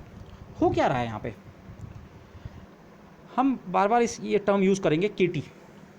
केटी को हम कहते हैं थर्मल एनर्जी। अगर कोई सिस्टम टी टेम्परेचर पे है तो उस सिस्टम की जो एवरेज एनर्जी होती है वो केटी के ऑर्डर की होती है। मैं केटी नहीं कह रहा हूँ, केटी के ऑर्डर की। वो एग्जैक्ट नंबर कितना होता है वो हम बाद में देखेंगे, ठीक है। 3 डायमेंशनल सिस्टम्स के लिए, आइडल गैस के लिए 3/2 केटी होता है, 3 डिग्री ऑफ फ्रीडम के करस्पॉन्डिंग। बट केटी, अगर कोई सिस्टम टी टेम्परेचर पे है तो औसत हर डिग्री ऑफ फ्रीडम के हिस्से केटी के ऑर्डर की एनर्जी आती है, केटी थर्मल एनर्जी। अगर सिस्टम का टेम्परेचर आपने बढ़ा दिया तो मतलब एवरेज एनर्जी जो पर पार्टिकल या पर डिग्री ऑफ फ्रीडम को मिल रही है वो बढ़ गई है। केटी थर्मल एनर्जी का मेजर है रफली। अब अगर आप इस बोल्ट्जमैन कैनोनिकल डिस्ट्रीब्यूशन में ये बोल्ट्जमैन फैक्टर जो आता है प्रोबेबिलिटी में, केवल मैं न्यूमरेटर की बात कर रहा हूँ, डिनोमिनेटर तो कांस्टेंट है, वो ये है e⁻⁻βi। e⁻⁻βi का मतलब आप जिस एनर्जी के लिए सवाल पूछ रहे हैं कि एनर्जी 0 के करस्पॉन्डिंग ये E0 है, एनर्जी एप्सिलॉन के करस्पॉन्डिंग ये एनर्जी एप्सिलॉन है। अगर किसी सिस्टम में और एनर्जी लेवल होते, एक बहुत हाई वाला एनर्जी लेवल होता 10 वाला, उसके लिए ये फैक्टर 10 होता। आप इस एनर्जी को, जिस एनर्जी के लिए आप सवाल पूछ रहे हैं, आप उसको कंपेयर कर रहे हैं थर्मल एनर्जी से। ओके, बेसिकली थर्मल एनर्जी वो चीज़ है जो सिस्टम को अलग अलग एनर्जी लेवल्स में एक्साइट करेगी। अगर सिस्टम का टेम्परेचर लो है तो सिस्टम के ज़्यादातर पार्टिकल्स, सिस्टम में इतनी एवरेज एनर्जी अवेलेबल नहीं है कि उसके पार्टिकल्स हायर और हायर एनर्जी लेवल्स में रह सकें। तो सिस्टम के पार्टिकल्स कहाँ रहेंगे? लोअर या सबसे लोएस्ट एनर्जी लेवल्स में। तो इस पर्टिकुलर एग्जांपल में आप देखिए, अगर टी 0 की ओर टेंड हो रहा है तो थर्मल एनर्जी इतनी नहीं, एनर्जी सप्लाई नहीं कर पा रहा है कि वो सिस्टम के पार्टिकल्स को एक्साइट करके हायर एनर्जी लेवल में ले जाए। तो सिस्टम के जो एन के एन पार्टिकल्स हैं वो इस वाले लेवल पे सिट कर रहे हैं। सबकी एनर्जी कितनी है? 0। एन पार्टिकल्स और हर किसी की एनर्जी 0 है, तो सिस्टम की टोटल एनर्जी कितनी बनी? 0। लेकिन अगर सिस्टम का टेम्परेचर हाई है, थर्मल एनर्जी सिस्टम के पास है, तो थर्मल एनर्जी इन पार्टिकल्स को, आप इस तरह सोचिए, T = 0 पे ये सिचुएशन है, सारे के सारे पार्टिकल्स यहाँ हैं, लेकिन आप सिस्टम का आपने धीरे धीरे टेम्परेचर बढ़ाया तो होगा क्या? ये अब इनमें से कुछ पार्टिकल्स को ज़्यादा एनर्जी अवेलेबल है ऑन एवरेज, तो कुछ पार्टिकल, पहले माना n 100 थे, 100 के 100 पार्टिकल इस स्टेट में थे, अब टेम्परेचर बढ़ाया, हो सकता है एक पार्टिकल इस स्टेट में चला जाए, फिर थोड़ा और टेम्परेचर बढ़ाया, हो सकता है एक इस स्टेट में चला जाए, और बाद में एक और इसमें या इसमें, किसी में भी जा सकते हैं। इनमें एक्साइट होकर पार्टिकल हायर स्टेट्स में जा रहे हैं। ओके, तो अब क्या होगा? एवरेज एनर्जी क्या होगी? बढ़ेगी। अब इस स्टेट में, तो इस सिस्टम में, तो टॉय सिस्टम में इससे ऊपर हमारे एनर्जी लेवल थे ही नहीं, पर माना इससे ऊपर के एनर्जी लेवल भी होते, तो जैसे जैसे टेम्परेचर बढ़ता वो हायर वाले एनर्जी लेवल्स भी क्या होते? ज़्यादा ज़्यादा ज़्यादा पॉपुलेट होने लगते। ओके, तो जो मैं बीटा के फैक्टर की पहले भी बात कर रहा था, e⁻⁻βe, ये वाला ग्राफ है एक्सपोनेंशियल डिकेइंग। पर एक्सपोनेंशियल डिकेइंग ग्राफ भी कई तरह के हो सकते हैं, ये सब एक्सपोनेंशियल डिकेइंग कर्व हैं, लेकिन इनमें डिफरेंस क्या है? इसमें बीटा की वैल्यू क्या है? ज़्यादा है, बहुत रैपिड डिके कर रहा है। e⁻⁻βe, माइनस साइन मतलब डिके, माइनस की जगह प्लस होता तो ग्रोथ होती, तो माइनस डिके। बीटा जितना ज़्यादा है डिके उतना ज़्यादा होगा, इसमें बीटा बहुत ज़्यादा है, और बीटा ज़्यादा होने का मतलब टेम्परेचर क्या है? कम। ये कम टेम्परेचर की कहानी है। थोड़ा हायर टेम्परेचर किया ये, थोड़ा और हायर टेम्परेचर किया ये, डिस्ट्रीब्यूशन तो हमेशा कैनोनिकल ही है, लेकिन टेम्परेचर के साथ ये फ़र्क पड़ता है। क्या मतलब है इस फ़र्क का? कोई पर्टिकुलर एनर्जी आपने पकड़ ली, माना 7 यूनिट्स, मैं न्यूमेरिकल एग्जांपल के टर्म में बताता हूँ, 7 यूनिट एनर्जी। जब तक टेम्परेचर कम था तब तक 7 यूनिट एनर्जी वाले सिस्टम्स का नंबर कम था, केवल इतने सिस्टम ऐसे थे जिनकी एनर्जी 7 यूनिट थी रिलेटिवली। लेकिन अगर टेम्परेचर बढ़ा तो 7 यूनिट एनर्जी वालों का रिलेटिव प्रोपोर्शन बढ़ गया है, एक्साइट होके 7 यूनिट एनर्जी तक भी अब काफ़ी सिस्टम या काफ़ी पार्टिकल्स पहुंच चुके हैं, तो एवरेज एनर्जी बढ़ रही। और अगर आपने और ज़्यादा टेम्परेचर रेज किया तो और ज़्यादा उस कैनोनिकल एंसेम्बल के और ज़्यादा कॉन्स्टिट्यूएंट्स ऐसे हो सकते हैं जिनकी एवरेज एनर्जी 7 के करीब है। Okay, so this is the effect of temperature. इस एग्जाम्पल में आप एक्सप्लिसिटली देख सकते हैं। ओके,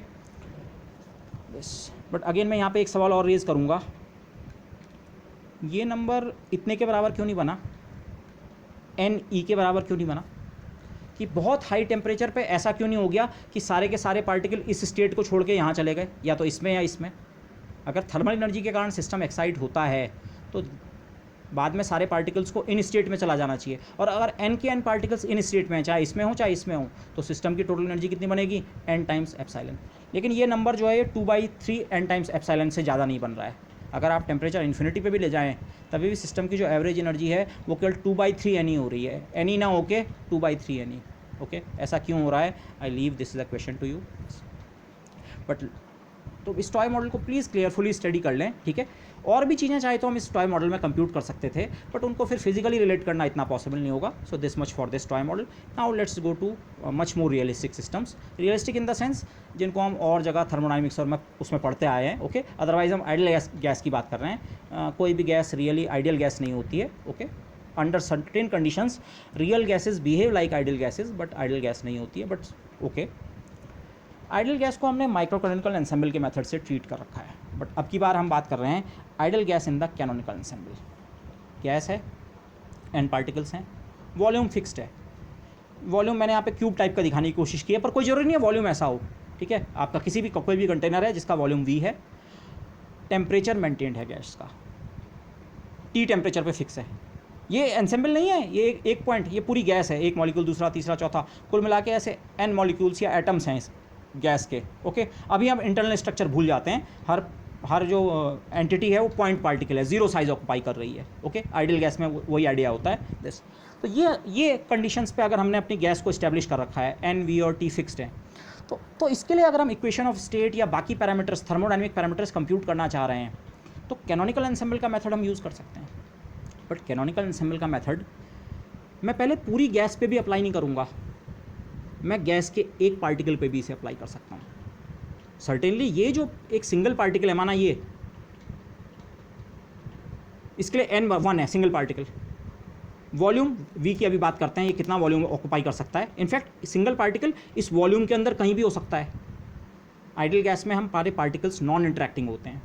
ओके, आपस में कोई पोटेंशियल एनर्जी नहीं है और हर पार्टिकल का साइज़ हम जीरो मानते हैं। तो हर एक पार्टिकल को जितने वॉल्यूम का एक्सेस है वो कितना है v। तो आप बाकी पार्टिकल्स को माना नहीं देख पा रहे हैं, एक पार्टिकल पे आपकी नज़र है, तो वो पार्टिकल कितने वॉल्यूम में कन्फाइंड है, v में, v वॉल्यूम में कन्फाइंड है, पार्टिकल का नंबर 1 है। और टेम्परेचर, जिस हीट बाथ में ये है उसका टेम्परेचर वही है जिस पे आपने गैस को मेंटेन कर रखा है। माना गैस आपने 300 केल्विन पे मेंटेन कर रखी है, तो सिंगल एंटिटी पे भी आप कंसंट्रेट करेंगे, सिंगल पार्टिकल पे भी कंसंट्रेट करेंगे, तो इसके लिए टी कितना होगा, 300 केल्विन। तो सिंगल पार्टिकल को भी आप कैनोनिकल एंसेंबल से ट्रीट कर सकते हैं। तो इनफैक्ट मैं जो पहले ट्रीट करूँगा आज के इस लेक्चर में, मैं केवल सिंगल पार्टिकल के लिए कैलकुलेशन करूँगा।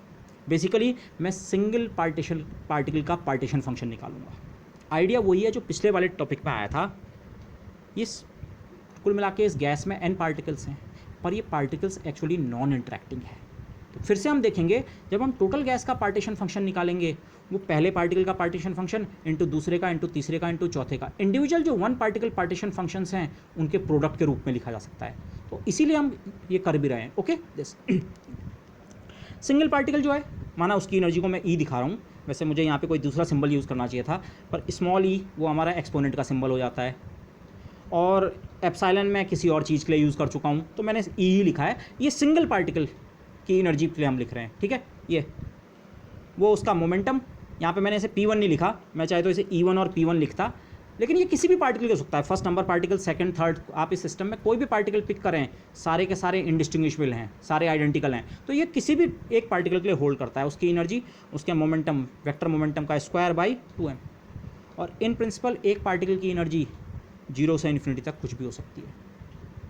ओके, सिंगल पार्टिकल की एनर्जी 0 भी हो सकती है, इंस्टेंटेनियसली वो रेस्ट पे भी हो सकता है, और किसी बाद के टाइम पे आप देखें तो उसकी energy higher higher higher higher कितने भी हाई तक हो सकती है, इन प्रिंसिपल इन्फिनिटी तक हो सकती है। हीट रिजर्वायर से वो इतनी एनर्जी बोरो कर सकता है कि उसकी टोटल एनर्जी इन्फिनिटी हो जाए। ओके, तो दिस कैन हैपन। ओके, बोरो नहीं बोलना चाहिए, एक्सचेंज करके इतनी एनर्जी अपने पास एक्वायर कर सकता है। ओके, बोरो करना तो अनसर्टेनिटी प्रिंसिपल में जो हम यूज़ करते हैं थोड़ी देर के लिए। ओके, लेकिन in principle this E can run from 0 to infinity. Okay, compare this with the microcanonical ensemble. Microcanonical ensemble में एनर्जी पे लिमिटेशन होती है ई और ई प्लस डी के बीच में, चाहे सिंगल पार्टिकल है, चाहे उस सिस्टम में कितने ज़्यादा पार्टिकल्स हैं, सबको मिलके एक definite amount of energy share करनी होती है। यहाँ ऐसी कोई रिस्ट्रिक्शन नहीं है। ओके, दिस, और जब बाद में हम देखेंगे, अगर हम इस सिस्टम की टोटल एनर्जी लिखें, टोटल हैमिल्टोनियन, तो वो इस तरह के जिन्हें हम कहते हैं वन पार्टिकल हैमिल्टोनियन, एक एक पार्टिकल की जो एनर्जी है, और एनर्जी का मतलब इस समय केवल kinetic energy. Non interacting particles ideal gas है तो पोटेंशियल एनर्जी तो है ही नहीं, तो अगर टोटल गैस की भी जब हम बाद में पूरी गैस के लिए कैलकुलेशन करेंगे, तब टोटल एनर्जी आ जाएगी इस तरह के टर्म्स का sum, P1 square by 2m plus P2 square by 2m plus P3 square by 2m and so on सो so. In general Pi square by 2m, I equal to 1 to n, सारे particles के ऊपर सम कर दो, but that comes later. अभी हम केवल एक पार्टिकल पे कंसंट्रेट कर रहे हैं। ओके, एक पार्टिकल का पार्टीशन फंक्शन स्मॉल z, सम ओवर स्टेट्स, ये स्टेट्स के ऊपर सम लिख रखा है। अच्छा, e⁻ माइनस बीटा ई टाइप के सब उसका सम कर देंगे। EI क्यों लिखा है?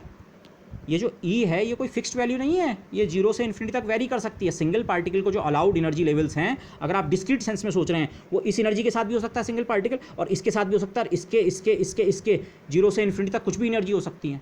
और इनफैक्ट ये ग्राफ इस समय डिस्क्रीट नहीं है, कंटिन्यूस है। एनर्जी का जो कर्व ग्राफ है वो कंटिन्यूस है एनर्जी लेवल्स का। तो ये, लेकिन let's start with the discrete case. Single particle का पार्टीशन फंक्शन, हाँ, सारी स्टेट्स के ऊपर इस तरह का सम करेंगे। स्टेट्स के बजाय अगर एनर्जीज़ के ऊपर सम करेंगे तो बीटा ई वाला कंट्रीब्यूशन केवल एक बार लेंगे, लेकिन उसको जी आई से मल्टीप्लाई कर देंगे, जो हम पीछे डिस्कस कर चुके हैं डीजेनरेसी फैक्टर से, ठीक है, क्योंकि एक एनर्जी के करस्पॉन्डिंग हो सकता है 3 स्टेट्स हों, तो 3 टाइम्स आ जाएगा इसका कंट्रीब्यूशन। इस वाली स्टेट के करस्पॉन्डिंग माना 7, इस वाली एनर्जी के करस्पॉन्डिंग माना 7 स्टेट्स हैं, तो उस एनर्जी के करस्पॉन्डिंग 7 आ जाएगा। तो इस तरह का सम कर देंगे। अच्छा, अगर हम कंटिन्यूस की तरफ जा रहे हैं, कंटिन्यूस एनर्जीज की तरफ जा रहे हैं, तो जी आई को हम ओमेगा ई सोचेंगे। अच्छा, किसी पर्टिकुलर एनर्जी ई पे टोटल नंबर ऑफ स्टेट्स कितनी एक्सेसिबल हैं, total number of micro states accessible किसी पर्टिकुलर एनर्जी ई पे, उसको e to power minus beta E के फैक्टर से मल्टीप्लाई करूंगा। अब मैंने आई का इंडेक्स ड्रॉप कर दिया है, मैं सिंपली लिख रहा हूँ सारी एनर्जीज के ऊपर सम करूंगा। कोई particular value of energy E है तो उसके लिए बोल्ट्जमैन फैक्टर ही है, लेकिन ऐसी हो सकता है कुल मिला के इतनी स्टेट्स हों, कितनी, ओमेगा ई, जी आई के बजाय ओमेगा ई लिख रहे हैं उस फैक्टर को, ओके दिस। और क्योंकि ये केस कंटिन्यूस है तो ये ओमेगा ई कैसे निकलेगा, फेज स्पेस के ऊपर integral D Q into D P, मैंने जिसे लिखा था पीछे वो वाला इंटीग्रल करेंगे। गामा हम फेज स्पेस को रिप्रेजेंट करने के लिए करते हैं, तो डी गामा मतलब फेज स्पेस का छोटा सी वॉल्यूम एलिमेंट, उस वॉल्यूम एलिमेंट के, लेकिन उस वॉल्यूम एलिमेंट के अंदर कितनी स्टेट्स हैं, अपॉन एच क्यूब। इस समय 1 डायमेंशनल सिस्टम है, 1 डायमेंशनल मतलब सिंगल पार्टिकल है, एक पार्टिकल 3 डायमेंशन में है, तो जो हमारा h पावर 3n का फैक्टर है, n की जगह 1, तो H cube. Most general case में जिसे मैंने यहाँ पे डी गामा लिखा है, इस केस में सिंपली उसका मतलब है D cube X into D cube P. आप अपना फेज स्पेस इस समय सोचें, एक्स वाई जेड 3 डायरेक्शंस और 3 momentum components, P X P Y P Z. तो जो आपका फेज स्पेस है ये integral D X into D Y into D Z into D P X into D P Y into D P Z, short में ऐसे। लेकिन most general case में जब हम 2 पार्टिकल्स पे जाएंगे, माना 1 पार्टिकल से 2 पार्टिकल में, तो फर्स्ट पार्टिकल के x1 y1 z1, दूसरे पार्टिकल के x2 y2 z2, first particle के px1 py1 pz1, second particle के x2 py2 pz2, n particles में सिमिलर। और लेकिन तब ये फैक्टर भी चेंज होगा, एक पार्टिकल के लिए 1/h3, 2 पार्टिकल के लिए 1/h3 into 1/h3, that is 1/h6, और n पार्टिकल के लिए 1/h3। तो इस केस में ये फैक्टर इतना, ओके यस। ये इंटीग्रल कहाँ करना है, अभी भी मैं इसकी लिमिट्स नहीं रख रहा हूँ। All energies, all possible energies जो वो पार्टिकल ले सकता है उसके ऊपर इस इंटीग्रल को कर दो। ये फेज स्पेस का में हम इंटीग्रल को ले आए हैं, लेकिन ऑल पॉसिबल एनर्जीज के ऊपर इस इंटीग्रेशन को कीजिए, ओके। ये इंपॉर्टेंट क्यों है, देखो यहाँ पे एनर्जी की रेंज ये है, तो इन प्रिंसिपल ये एनर्जी के रूप में ये इंटीग्रल 0 से इन्फिनिटी तक होगा, लेकिन बाद में इस इंटीग्रल को हम एनर्जी के बजाय मोमेंटम में ट्रांसफर कर देंगे, क्योंकि एनर्जी और मोमेंटम में ये रिलेशन है। तो बाद में हमारा इंटीग्रेशन का वेरिएबल स्पेस वाला इंटीग्रल तो अलग हो जाएगा, मोमेंटम का इंटीग्रल बचेगा। तो सारी एनर्जीज़ के ऊपर सम करना मतलब 0 से लेकर इन्फिनिटी, लेकिन एनर्जी और मोमेंटम का ये रिलेशन है, तो मोमेंटम की वैल्यू कहाँ से कहाँ तक हो सकती है, आप देखेंगे अभी -इन्फिनिटी टू इन्फिनिटी, ओके। लेकिन ये इस केस में हुआ। अगर आप हमारे टॉय मॉडल में आएँ, टॉय मॉडल में अगर हम सिंगल पार्टिकल के लिए भी एनर्जी कंप्यूट कर रहे हैं, तो सिंगल पार्टिकल की एनर्जी की रेंज क्या है, या तो उसकी एनर्जी 0 हो सकती है, या उसकी एनर्जी क्या हो सकती थी, एप्सिलॉन। एनर्जी की रेंज 0 से इन्फिनिटी तक नहीं है, वहाँ पे कंटिन्यूस केस भी नहीं है, कंटिन्यूस और डिस्क्रीट का डिफरेंस तो है ही, पर उस डिफरेंस के अलावा यहाँ पे इंपॉर्टेंट पॉइंट ये है, यहाँ पे आप जब ये इंटीग्रेशन करेंगे ऑल पॉसिबल एनर्जीज 0 से इन्फिनिटी, वहाँ पे भी ऑल पॉसिबल एनर्जीज़ के ऊपर ही सम या इंटीग्रेशन करना था, पर वहाँ पे ऑल पॉसिबल एनर्जी एप्सिलॉन से ऊपर है ही नहीं। तो इस चीज़ का आपको ध्यान रखना है, ये ना सोचें कि हर केस में इंटीग्रेशन 0 से इन्फिनिटी तक होगा एनर्जी के ऊपर। अगर सिस्टम बाउंडेड है फ्रॉम अबव, तो ये इंटीग्रेशन भी रिस्ट्रिक्ट हो सकता है, okay. So be careful about this thing. This again मैंने यहाँ पे वो वाला फिगर बनाया है, ये ई से लेकर E+D, एक छोटी एनर्जी रेंज के ऊपर कितनी स्टेट्स हैं उसका कंट्रीब्यूशन, और इसको ऑल पॉसिबल एनर्जीज़ के ऊपर इंटीग्रेट कर दो। इस समय ऑल पॉसिबल एनर्जी के ऊपर इंटीग्रेट करना मतलब 0 energy, 1 energy, 2 energy, 3 energy. Energy shell का साइज ग्रो कर रहा है एनर्जी के साथ, और इन प्रिंसिपल इनफाइनाइट एनर्जी तक पूरे के पूरे फेज स्पेस में आपको एक्चुअली इंटीग्रेशन करना है। मैं ये भी खैर गलत कह रहा हूँ, पूरे के पूरे फेज स्पेस में, मोमेंटम के सेंस में पूरे फेज स्पेस में इंटीग्रेट करना है। स्पेस वेरिएबल जो है, स्पेस वेरिएबल मतलब एक्स वाई जेड में पूरे स्पेस में इंटीग्रेशन नहीं करना है। उसका रीज़न क्यों, अरे गैस तो आपकी एक कंटेनर के अंदर कंटेंड है, माना आप थोड़ी देर के लिए क्यूब सोच लें उसे, तो जो एक्स कोऑर्डिनेट है सिंगल पार्टिकल के लिए वो 0 और L के बीच ही हो सकता है। वो पार्टिकल यहाँ थोड़ी हो सकता है, L से बाहर L+5 पे थोड़ी हो सकता है, या 0 से पीछे -7 पे थोड़ी हो सकता है, 0 से L के बीच होगा। ऐसे ही वाई कोऑर्डिनेट जो है दिस। तो ये चीज़ को आपको ध्यान रखना है, ये इंटीग्रेशन की लिमिट्स कहाँ जाएंगी, बाद में ये इंटीग्रेशन हम P और X के ऊपर करेंगे। P रिलेटेड है एनर्जी से, और एनर्जी है 0 से इन्फिनिटी तक। आप चलिए मैं पी की लिमिट्स आपको यहीं पे बता देता हूँ, ठीक है। माना ये 3 डायमेंशनल केस ना होके 1 डायमेंशनल केस होता तो ई और पी का रिलेशन आपका ये है, ई बराबर पी स्क्वायर बाई 2m। तो पी कितना हो गया, √2m। एनर्जी अगर 0 है तो मोमेंटम 0, और एनर्जी अगर इन्फिनिटी है तो मोमेंटम प्लस इन्फिनिटी या माइनस इन्फिनिटी दोनों हो सकता है।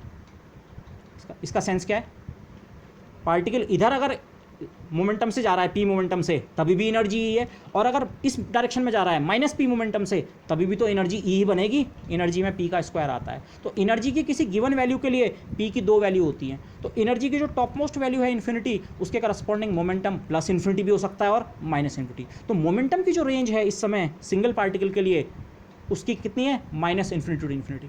और ये केवल मोमेंटम के लिए नहीं, मोमेंटम के हर एक कंपोनेंट के लिए है। This we will see in the next page, okay. लेकिन वॉल्यूम dx dy dz इनकी limit minus infinity to infinity या 0 टू इन्फिनिटी नहीं है। x का इंटीग्रल भी 0 से l तक होगा अगर क्यूब है, और y का इंटीग्रल भी 0 से l तक होगा, और z का इंटीग्रल भी 0 से l तक, ओके। तो ये इंटीग्रल करते हुए आपको ये ध्यान रखना है, ओके। ये इंटीग्रल फेज स्पेस के उसी पार्ट के ऊपर होना है जहाँ माइक्रोस्टेट्स एग्जिस्ट कर रही हैं, करस्पॉन्डिंग माइक्रोस्टेट्स सिस्टम की एग्जिस्ट कर रही हैं। इस पोजीशन के करस्पॉन्डिंग किसी भी मोमेंटम पे कोई स्टेट एग्जिस्ट नहीं करती है, इसके करस्पॉन्डिंग कोई माइक्रोस्टेट नहीं है सिस्टम में। माइक्रोस्टेट्स फिजिकल वॉल्यूम में किसके, केवल इसके अंतर्गत, हाँ मोमेंटम में माइनस इन्फिनिटी टू इन्फिनिटी पूरी रेंज है। तो बियर दिस इन माइंड। तो ये इंटीग्रेशन की लिमिट्स आपको इस तरह से ध्यान में रखनी है। और अगर फिर मैं रिमाइंड कराऊंगा, अगर सिस्टम ऊपर से बाउंडेड होता तो तब आपको एनर्जी में भी इन्फिनिटी तक फ्रीडम नहीं मिल रहा था, तब तो अब ऊपर की साइड से भी एनर्जी बाउंडेड हो जाती, okay. This, so how do we do this integral, ये इट्स 1 माइनस बीटा ई का expression P square by 2m। ये पी वेक्टर पी है, एक पार्टिकल का, एक ही पार्टिकल है लेकिन उसके मोमेंटम का x कंपोनेंट का स्क्वायर प्लस मोमेंटम के y कंपोनेंट का स्क्वायर प्लस मोमेंटम के z कंपोनेंट का square. 3 degrees of freedom. System के पास एनर्जी अपने अंदर समाहित रखने के 3 तरीके हैं। वो एनर्जी को x डायरेक्शन की काइनेटिक एनर्जी के रूप में स्टोर कर सकता है P X square by 2m, या y डायरेक्शन की kinetic energy P Y square by 2m, या P Z square by 2m। इस समय पोटेंशियल एनर्जी तो है नहीं, लेकिन काइनेटिक एनर्जी भी सिस्टम को अपने पास रखने के 3 तरीके हैं, जिसे हम डिग्री ऑफ फ्रीडम कहते हैं। ये फेज स्पेस डी गामा जो है D cube X into D cube P, single particle है तो X Y Z, D X D Y D Z, D P X D P Y D P Z upon H cube, okay. अब मैं यहाँ पे एक point और remind कराने के लिए कर रहा हूँ, but this is important. Microcanonical ensemble में भी हमने इस तरह का इंटीग्रल किया था, फेज स्पेस के ऊपर इंटीग्रल, वहाँ ये फैक्टर नहीं था।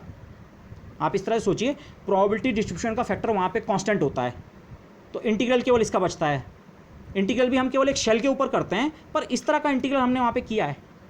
और वहाँ पे इस तरह का इंटीग्रल हमने n पार्टिकल्स के लिए भी किया था, शायद सिंगल के लिए भी किया था, but what ever be the case, ये इंटीग्रल और ये इंटीग्रल अलग अलग हुए थे।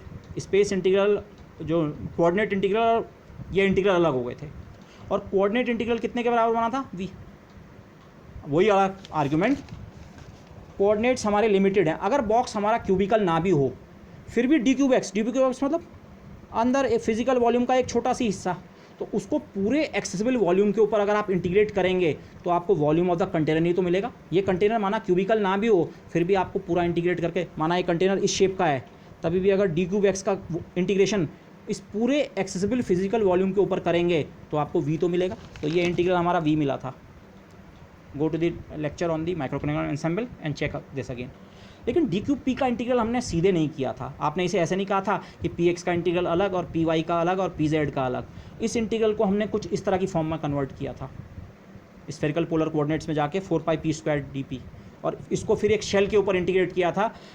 वो शेल कहाँ से आया था, क्योंकि मोमेंटम की जो वैल्यू है that lies between √2me and this, ये मोमेंटम का मैग्नीट्यूड है। मोमेंटम के तीनों कंपोनेंट्स तो थे वहाँ पे भी, पर ये तीनों कंपोनेंट्स इंडिपेंडेंट नहीं थे, क्योंकि मोमेंटम का रिलेशन था एनर्जी से, और एनर्जी पे रिस्ट्रिक्शन थी। एनर्जी ई वैल्यू पे होगी, ई के बाद थोड़ा अनसर्टेनिटी भी थी ई से डी, पर आप ई के टर्म में सोचें, एनर्जी की वैल्यू फिक्स थी, मतलब मोमेंटम का मैग्नीट्यूड फिक्स था। तो अगर पी एक्स ज़्यादा हो जाता है तो पी वाई और पी जेड को कम होना पड़ेगा। मतलब P X P Y P Z एक दूसरे से इंडिपेंडेंट नहीं थे, इनकी लिमिट्स आपस में एक दूसरे को अफेक्ट कर रही थी। इसीलिए इस इंटीग्रेशन को हम ऐसे नहीं कर पाए, वहाँ पे ये हम नहीं कर पाए क्या नहीं कर पाए, मैं इसको नॉट इक्वल टू लिखता हूँ, हम वहाँ पे ऐसा नहीं कर पाए थे कि dpx का इंटीग्रल अलग और dpy का अलग और dpz का अलग और सबकी अलग अलग लिमिट्स, माना 0 to इन्फिनिटी या माइनस इन्फिनिटी, ऐसा वहाँ पे नहीं कर पाए थे। हमको इस इंटीग्रल को स्फेरिकल पोलर कोऑर्डिनेट्स में करना पड़ा था सिंगल पार्टिकल के लिए, कुछ इस तरह से। और अगर सिंगल पार्टिकल है तब तो हमारा स्फीयर बनता है। स्फीयर से मेरा सेंस ये है, जब n पार्टिकल्स थे तो हमारा हाइपर स्फीयर बना था, वहाँ पे भी एक p इंटीग्रल हुआ था और वो एक हाइपर स्फीयर बना था। पर अगर सिंगल पार्टिकल है तो ये normal d cube p 3 dimension में एक इंटीग्रल है, 3 डायमेंशनल p स्पेस में। 3 डायमेंशनल ये स्पेस फिर भी हमारा नॉर्मल वाला स्पेस नहीं है, कोऑर्डिनेट स्पेस नहीं है मोमेंटम स्पेस, बट इसकी एक एक्सिस py, एक px, एक py, pz, और फिर हमारा इंटीग्रेशन का मतलब ये वाला, क्योंकि मोमेंटम का मैग्नीट्यूड जो था वो किसी एक वैल्यू और उससे एक थोड़ी ज़्यादा वैल्यू उनके बीच में लाई कर रहा था।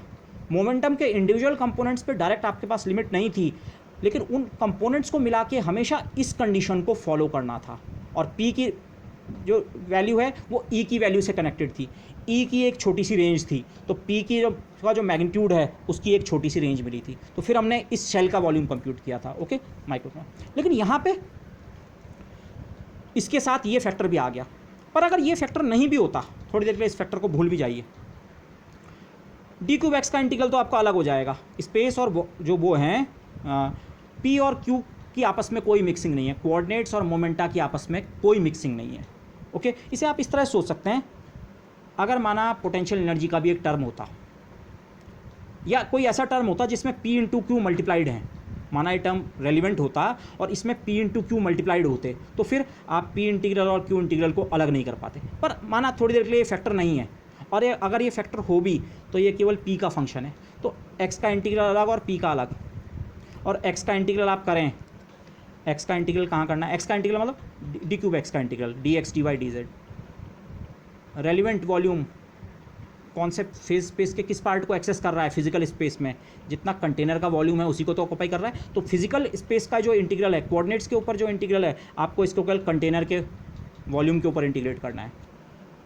वो जो सिंगल पार्टिकल जिस पे आप कंसंट्रेट कर रहे हैं, that can not be outside that volume. वो वॉल्यूम कैसा भी हो, क्यूब हो, चाहे कोई स्फीयर हो, चाहे कोई अनइवन साइज शेप की ऑब्जेक्ट हो, ये सिंपली ये इंटीग्रल आपको v देगा, v अपॉन h क्यूब। लेकिन ये इंटीग्रल, अगर इस इंटीग्रल में ये फैक्टर नहीं भी होता तो माइक्रो कैनोनिकल एंसेंबल के मुकाबले यहाँ क्या डिफरेंस आता, यहाँ p के तीनों कंपोनेंट्स जो हैं, इन तीनों इंटीग्रल्स को आप अलग अलग लिख सकते थे, क्योंकि px की लिमिट भी माइनस इन्फिनिटी से इन्फिनिटी, पार्टिकल के x कंपोनेंट ऑफ मोमेंटम जो है इन प्रिंसिपल माइनस इन्फिनिटी से इन्फिनिटी तक कुछ भी हो सकता है, और y कंपोनेंट भी और z, अगर उसके मोमेंटम के x कंपोनेंट की कुछ वैल्यू है, से 10 यूनिट्स, तो उसके बावजूद उसके मोमेंटम के y कंपोनेंट की value minus infinity to infinity कुछ भी हो सकती है। माइक्रो कैनोनिकल एंसेंबल में एनर्जी पे रिस्ट्रिक्शन होने के कारण एक कंपोनेंट फिक्स होने के बाद बाकी कंपोनेंट्स पे रिस्ट्रिक्शन लग जाती है, लेकिन यहाँ ऐसा नहीं है। यहाँ ये सारे के सारे कंपोनेंट्स आपस में क्या हैं, इंडिपेंडेंट। लेकिन इस समय यहाँ ये फैक्टर भी था, ये फैक्टर हो सकता है p के कंपोनेंट्स को आपस में मिक्स करता, लेकिन p स्क्वायर का एक्सप्रेशन इतना है, px square plus py square plus pz square, इसको आप यहाँ पुट करें, ये तीन अलग अलग एक्सपोनेंट्स में ब्रेक हो जाएगा, एक e to the power beta px square by 2m, एक e to the power minus beta py square by 2m, और एक e to the power minus beta pz square by 2m। px py pz इसके अंदर थे, लेकिन वो भी तीन अलग अलग पार्ट्स में ब्रेक हो गए। तो ओवरऑल हुआ क्या, जो मोमेंटम का इंटीग्रल है ये तीन अलग अलग इंटीग्रल्स में ब्रेक हो गया, और ये तीनों इंटीग्रल मैथमेटिकली बिल्कुल एक जैसे हैं। e to the power minus beta px square by 2m dpx, limit minus infinity to infinity, X direction के अलॉन्ग जो मोमेंटम है एक पार्टिकल का वो इस रेंज में कहीं से कहीं तक भी हो सकता है, माइनस इन्फिनिटी भी हो सकता है, इस तरफ को बहुत हाई मोमेंटम से जा रहा हो एक्स के अलॉन्ग, या प्लस एक्स के अलॉन्ग, या ऐसी वाई के अलॉन्ग, और मैथमेटिकली जितना ये इंटीग्रल है उतना यही, यहाँ वेरिएबल px है, यहाँ वेरिएबल py, यहाँ वेरिएबल pz। इंटीग्रेशन का वेरिएबल डमी होता है, जितना आंसर आपको यहाँ से मिलेगा उतना यहाँ से मिलेगा, उतना यहाँ से। बेसिकली ये भी एक तरह का फैक्टराइजेशन ही हो रहा है, आप सिंगल पार्टिकल का पार्टीशन फंक्शन निकाल रहे हैं, अभी तो n पार्टिकल्स का भी नहीं निकाल रहे हैं, लेकिन सिंगल पार्टिकल के पार्टीशन फंक्शन में भी आपको तीन एक जैसे फैक्टर्स का प्रोडक्ट दिख रहा है। क्यों? वो सिंगल पार्टिकल का भी जो मोमेंटम है वो तीन इंडिपेंडेंट डिग्री ऑफ फ्रीडम, जो कि तीनों इक्विवेलेंट हैं, उनका इस तरह से फॉर्म में है। Okay this. तो यहाँ पे भी आप उस चीज़ को वर्क होते हुए देख सकते हैं कि फैक्टराइजेशन हो रहा है। अगर मैं सिंगल पार्टिकल का केवल एक एक्सिस के अलोंग का कंट्रीब्यूशन निकालूं तो उसको अगर तिगुना कर दूं, इसे अगर मैं जेड डैश कहता, Z dash into Z dash into Z dash, Z dash x के लिए, जेड डैश वाई के लिए, जेड डैश जेड के लिए, उसको मल्टीप्लाई कर दें अपार्ट फ्रॉम दीज फैक्टर्स, तो हमें एक पार्टिकल का टोटल पार्टीशन फंक्शन मिल जाता। ओके ऐसा क्यों हो रहा है? क्योंकि एनर्जी में जो कंट्रीब्यूशन है, एक्स एक्सिस की एनर्जी का कंट्रीब्यूशन अलग और वाई वाले का अलग और जेड वाले का अलग, तीनों कंट्रीब्यूशंस एक दूसरे से इंडिपेंडेंट हैं। माइक्रो कैनोनिकल एंसेंबल में ऐसा नहीं था, एनर्जी फिक्स थी तो ये कंपोनेंट्स आपस में फिक्स नहीं थे। यहाँ ऐसी कोई रिस्ट्रिक्शन नहीं है। So this is what happens. तो अब नो सच रिस्ट्रिक्शन। जो कैनोनिकल एंसेंबल में जो रिस्ट्रिक्शन थी कि पी एक्स और पी वाई और पी जेड को मिलके हमेशा इस कंडीशन को फॉलो करना है, P X square plus P Y plus P Z square, जो कि एक स्फीयर है, उस स्फीयर का रेडियस इस लिमिट, इसके स्क्वायर रूट और इसके स्क्वायर रूट के बीच रहेगा, तो हमें एक शेल मिलती है, फिर हम इस शेल का वॉल्यूम निकालते हैं। इस समय ऐसा कोई रिस्ट्रिक्शन नहीं है। इस इंटीग्रेशन को भी -∞ से इन्फिनिटी करो, इसको भी, इसको भी। इनमें से एक पर्टिकुलर इंटीग्रल आप बड़े आराम से कर सकते हैं। इनफैक्ट ये गॉसियन इंटीग्रल्स हैं, मैंने जस्ट यहाँ पे करके दिखा रखा है, but you must be able to do this by yourself by now, but still beta by 2m P X square D X, माना एक इंटीग्रल उठा लिया, beta P X square by 2m, beta by 2m constant है, तो constant into something variable square, इसको आप Y square रख दो, इससे सीधे e⁻² बन जाएगा गॉसियन। और गॉसियन का इंटीग्रल हमें याद है, -∞ से इन्फिनिटी कितना होता है। गॉसियन मतलब ये फंक्शन, ये ठीक है, रूट पाई या root pi by A, depending on scaling factor है या नहीं वो, ये आपने सब्स्टिट्यूट किया तो पी एक्स बराबर, पी एक्स और वाई का ये रिलेशन हो गया, रूट बीटा बाई 2m का फैक्टर आया, तो D P X root 2m by beta D Y, ये आप यहाँ सब्स्टिट्यूट करें तो रूट 2m बाई बीटा बाहर आया, और बाकी सिंपली इंटीग्रल हो गया e⁻² डी वाई। बाकी जो ये एक्स्ट्रा फैक्टर है मैंने कांस्टेंट बाहर ले लिया। गॉसियन का इंटीग्रल होता है रूट पाई, और let me remind you over here, अगर यहाँ ay² होता है, e⁻² होता तो root pi by A. In fact उस रिलेशन को मैं यहाँ सीधे यूज़ कर सकता था। अगर आपको ये भी याद अगर रहता है, e⁻² dx का इंटीग्रल होता है root pi by A, X की जगह पी एक्स, ए की जगह बीटा बाई 2m, तो मैं सीधे इस रिजल्ट को यूज़ कर सकता था। ओके, बीटा की जगह ए की जगह बीटा बाई 2m, तो मेरा आंसर बनता 2m का फैक्टर ऊपर जाता 2m pi over beta, 2m pi over beta का square root. Okay directly, but इधर वे, और बीटा खुद कितना है, के बी इंटू टी बस। तो ये जो एक पर्टिकुलर इंटीग्रल है ये निकल गया, तो total partition function h³ v, okay, single particle का पार्टीशन फंक्शन v/h³, एक इंटीग्रल जो बना 2 पाई m के बी टी, इसकी पावर 3/2। ओके, ये यहाँ आप देख रहे हैं क्यूबिंग से मेरा मतलब है इस फैक्टर में तो आप क्यूबिंग देख ही रहे हैं। ये फैक्टर कहाँ से आया, मोमेंटम का इंटीग्रल करके। मोमेंटम का इंटीग्रल बेसिकली 3 अलग अलग मोमेंटम इंटीग्रल्स का प्रोडक्ट, लेकिन h में भी प्रोडक्ट है, इसको भी आप ऐसे सोचिए। अगर आप स्पेसिफिकली अगर क्यूब का शेप का बॉक्स सोचें तो ये L इंटू L वॉल्यूम कहाँ से आया, L into L upon h³।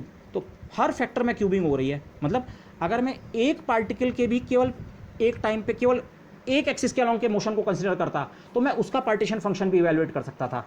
वो बनता v की जगह v का क्यूब रूट, मतलब L से क्यूबिकल शेप बॉक्स है L अपॉन h, और इस फैक्टर की पावर हाफ, ऐसा ही वाई एक्सिस के लिए, ऐसा ही जेड के लिए। तो टोटल तीनों एक्सिस मिला के, तीनों डायरेक्शंस मिला के सिंगल पार्टिकल का पार्टीशन फंक्शन इतना हो गया। ओके, अगेन यहाँ पे भी आप देख रहे हैं इस नोशन से मेरा मतलब ये है, एक डिग्री ऑफ फ्रीडम के लिए भी आपका पार्टीशन वाली चीज़ वर्क कर रही है। ओके, जो Z होता है Z1 into Z2 into Z3 type की चीज़ हो रही है। इस केस में आप सोच सकते हैं Z जो है एक पार्टिकल का भी ZX, एक पार्टिकल का ZX इंटू एक पार्टिकल का ZY इंटू एक पार्टिकल का ZZ। ओके, बस तो इसको इस फॉर्म में भी लिख सकते हैं। h का फैक्टर मैं अंदर ले जाऊँ तो पावर 3/2 को कंपनसेट करने के लिए h²।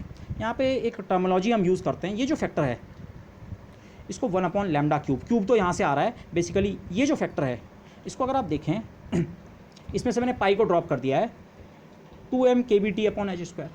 जैसे मैंने आपको पहले कहा kBT थर्मल एनर्जी का मेज़र है, ठीक है।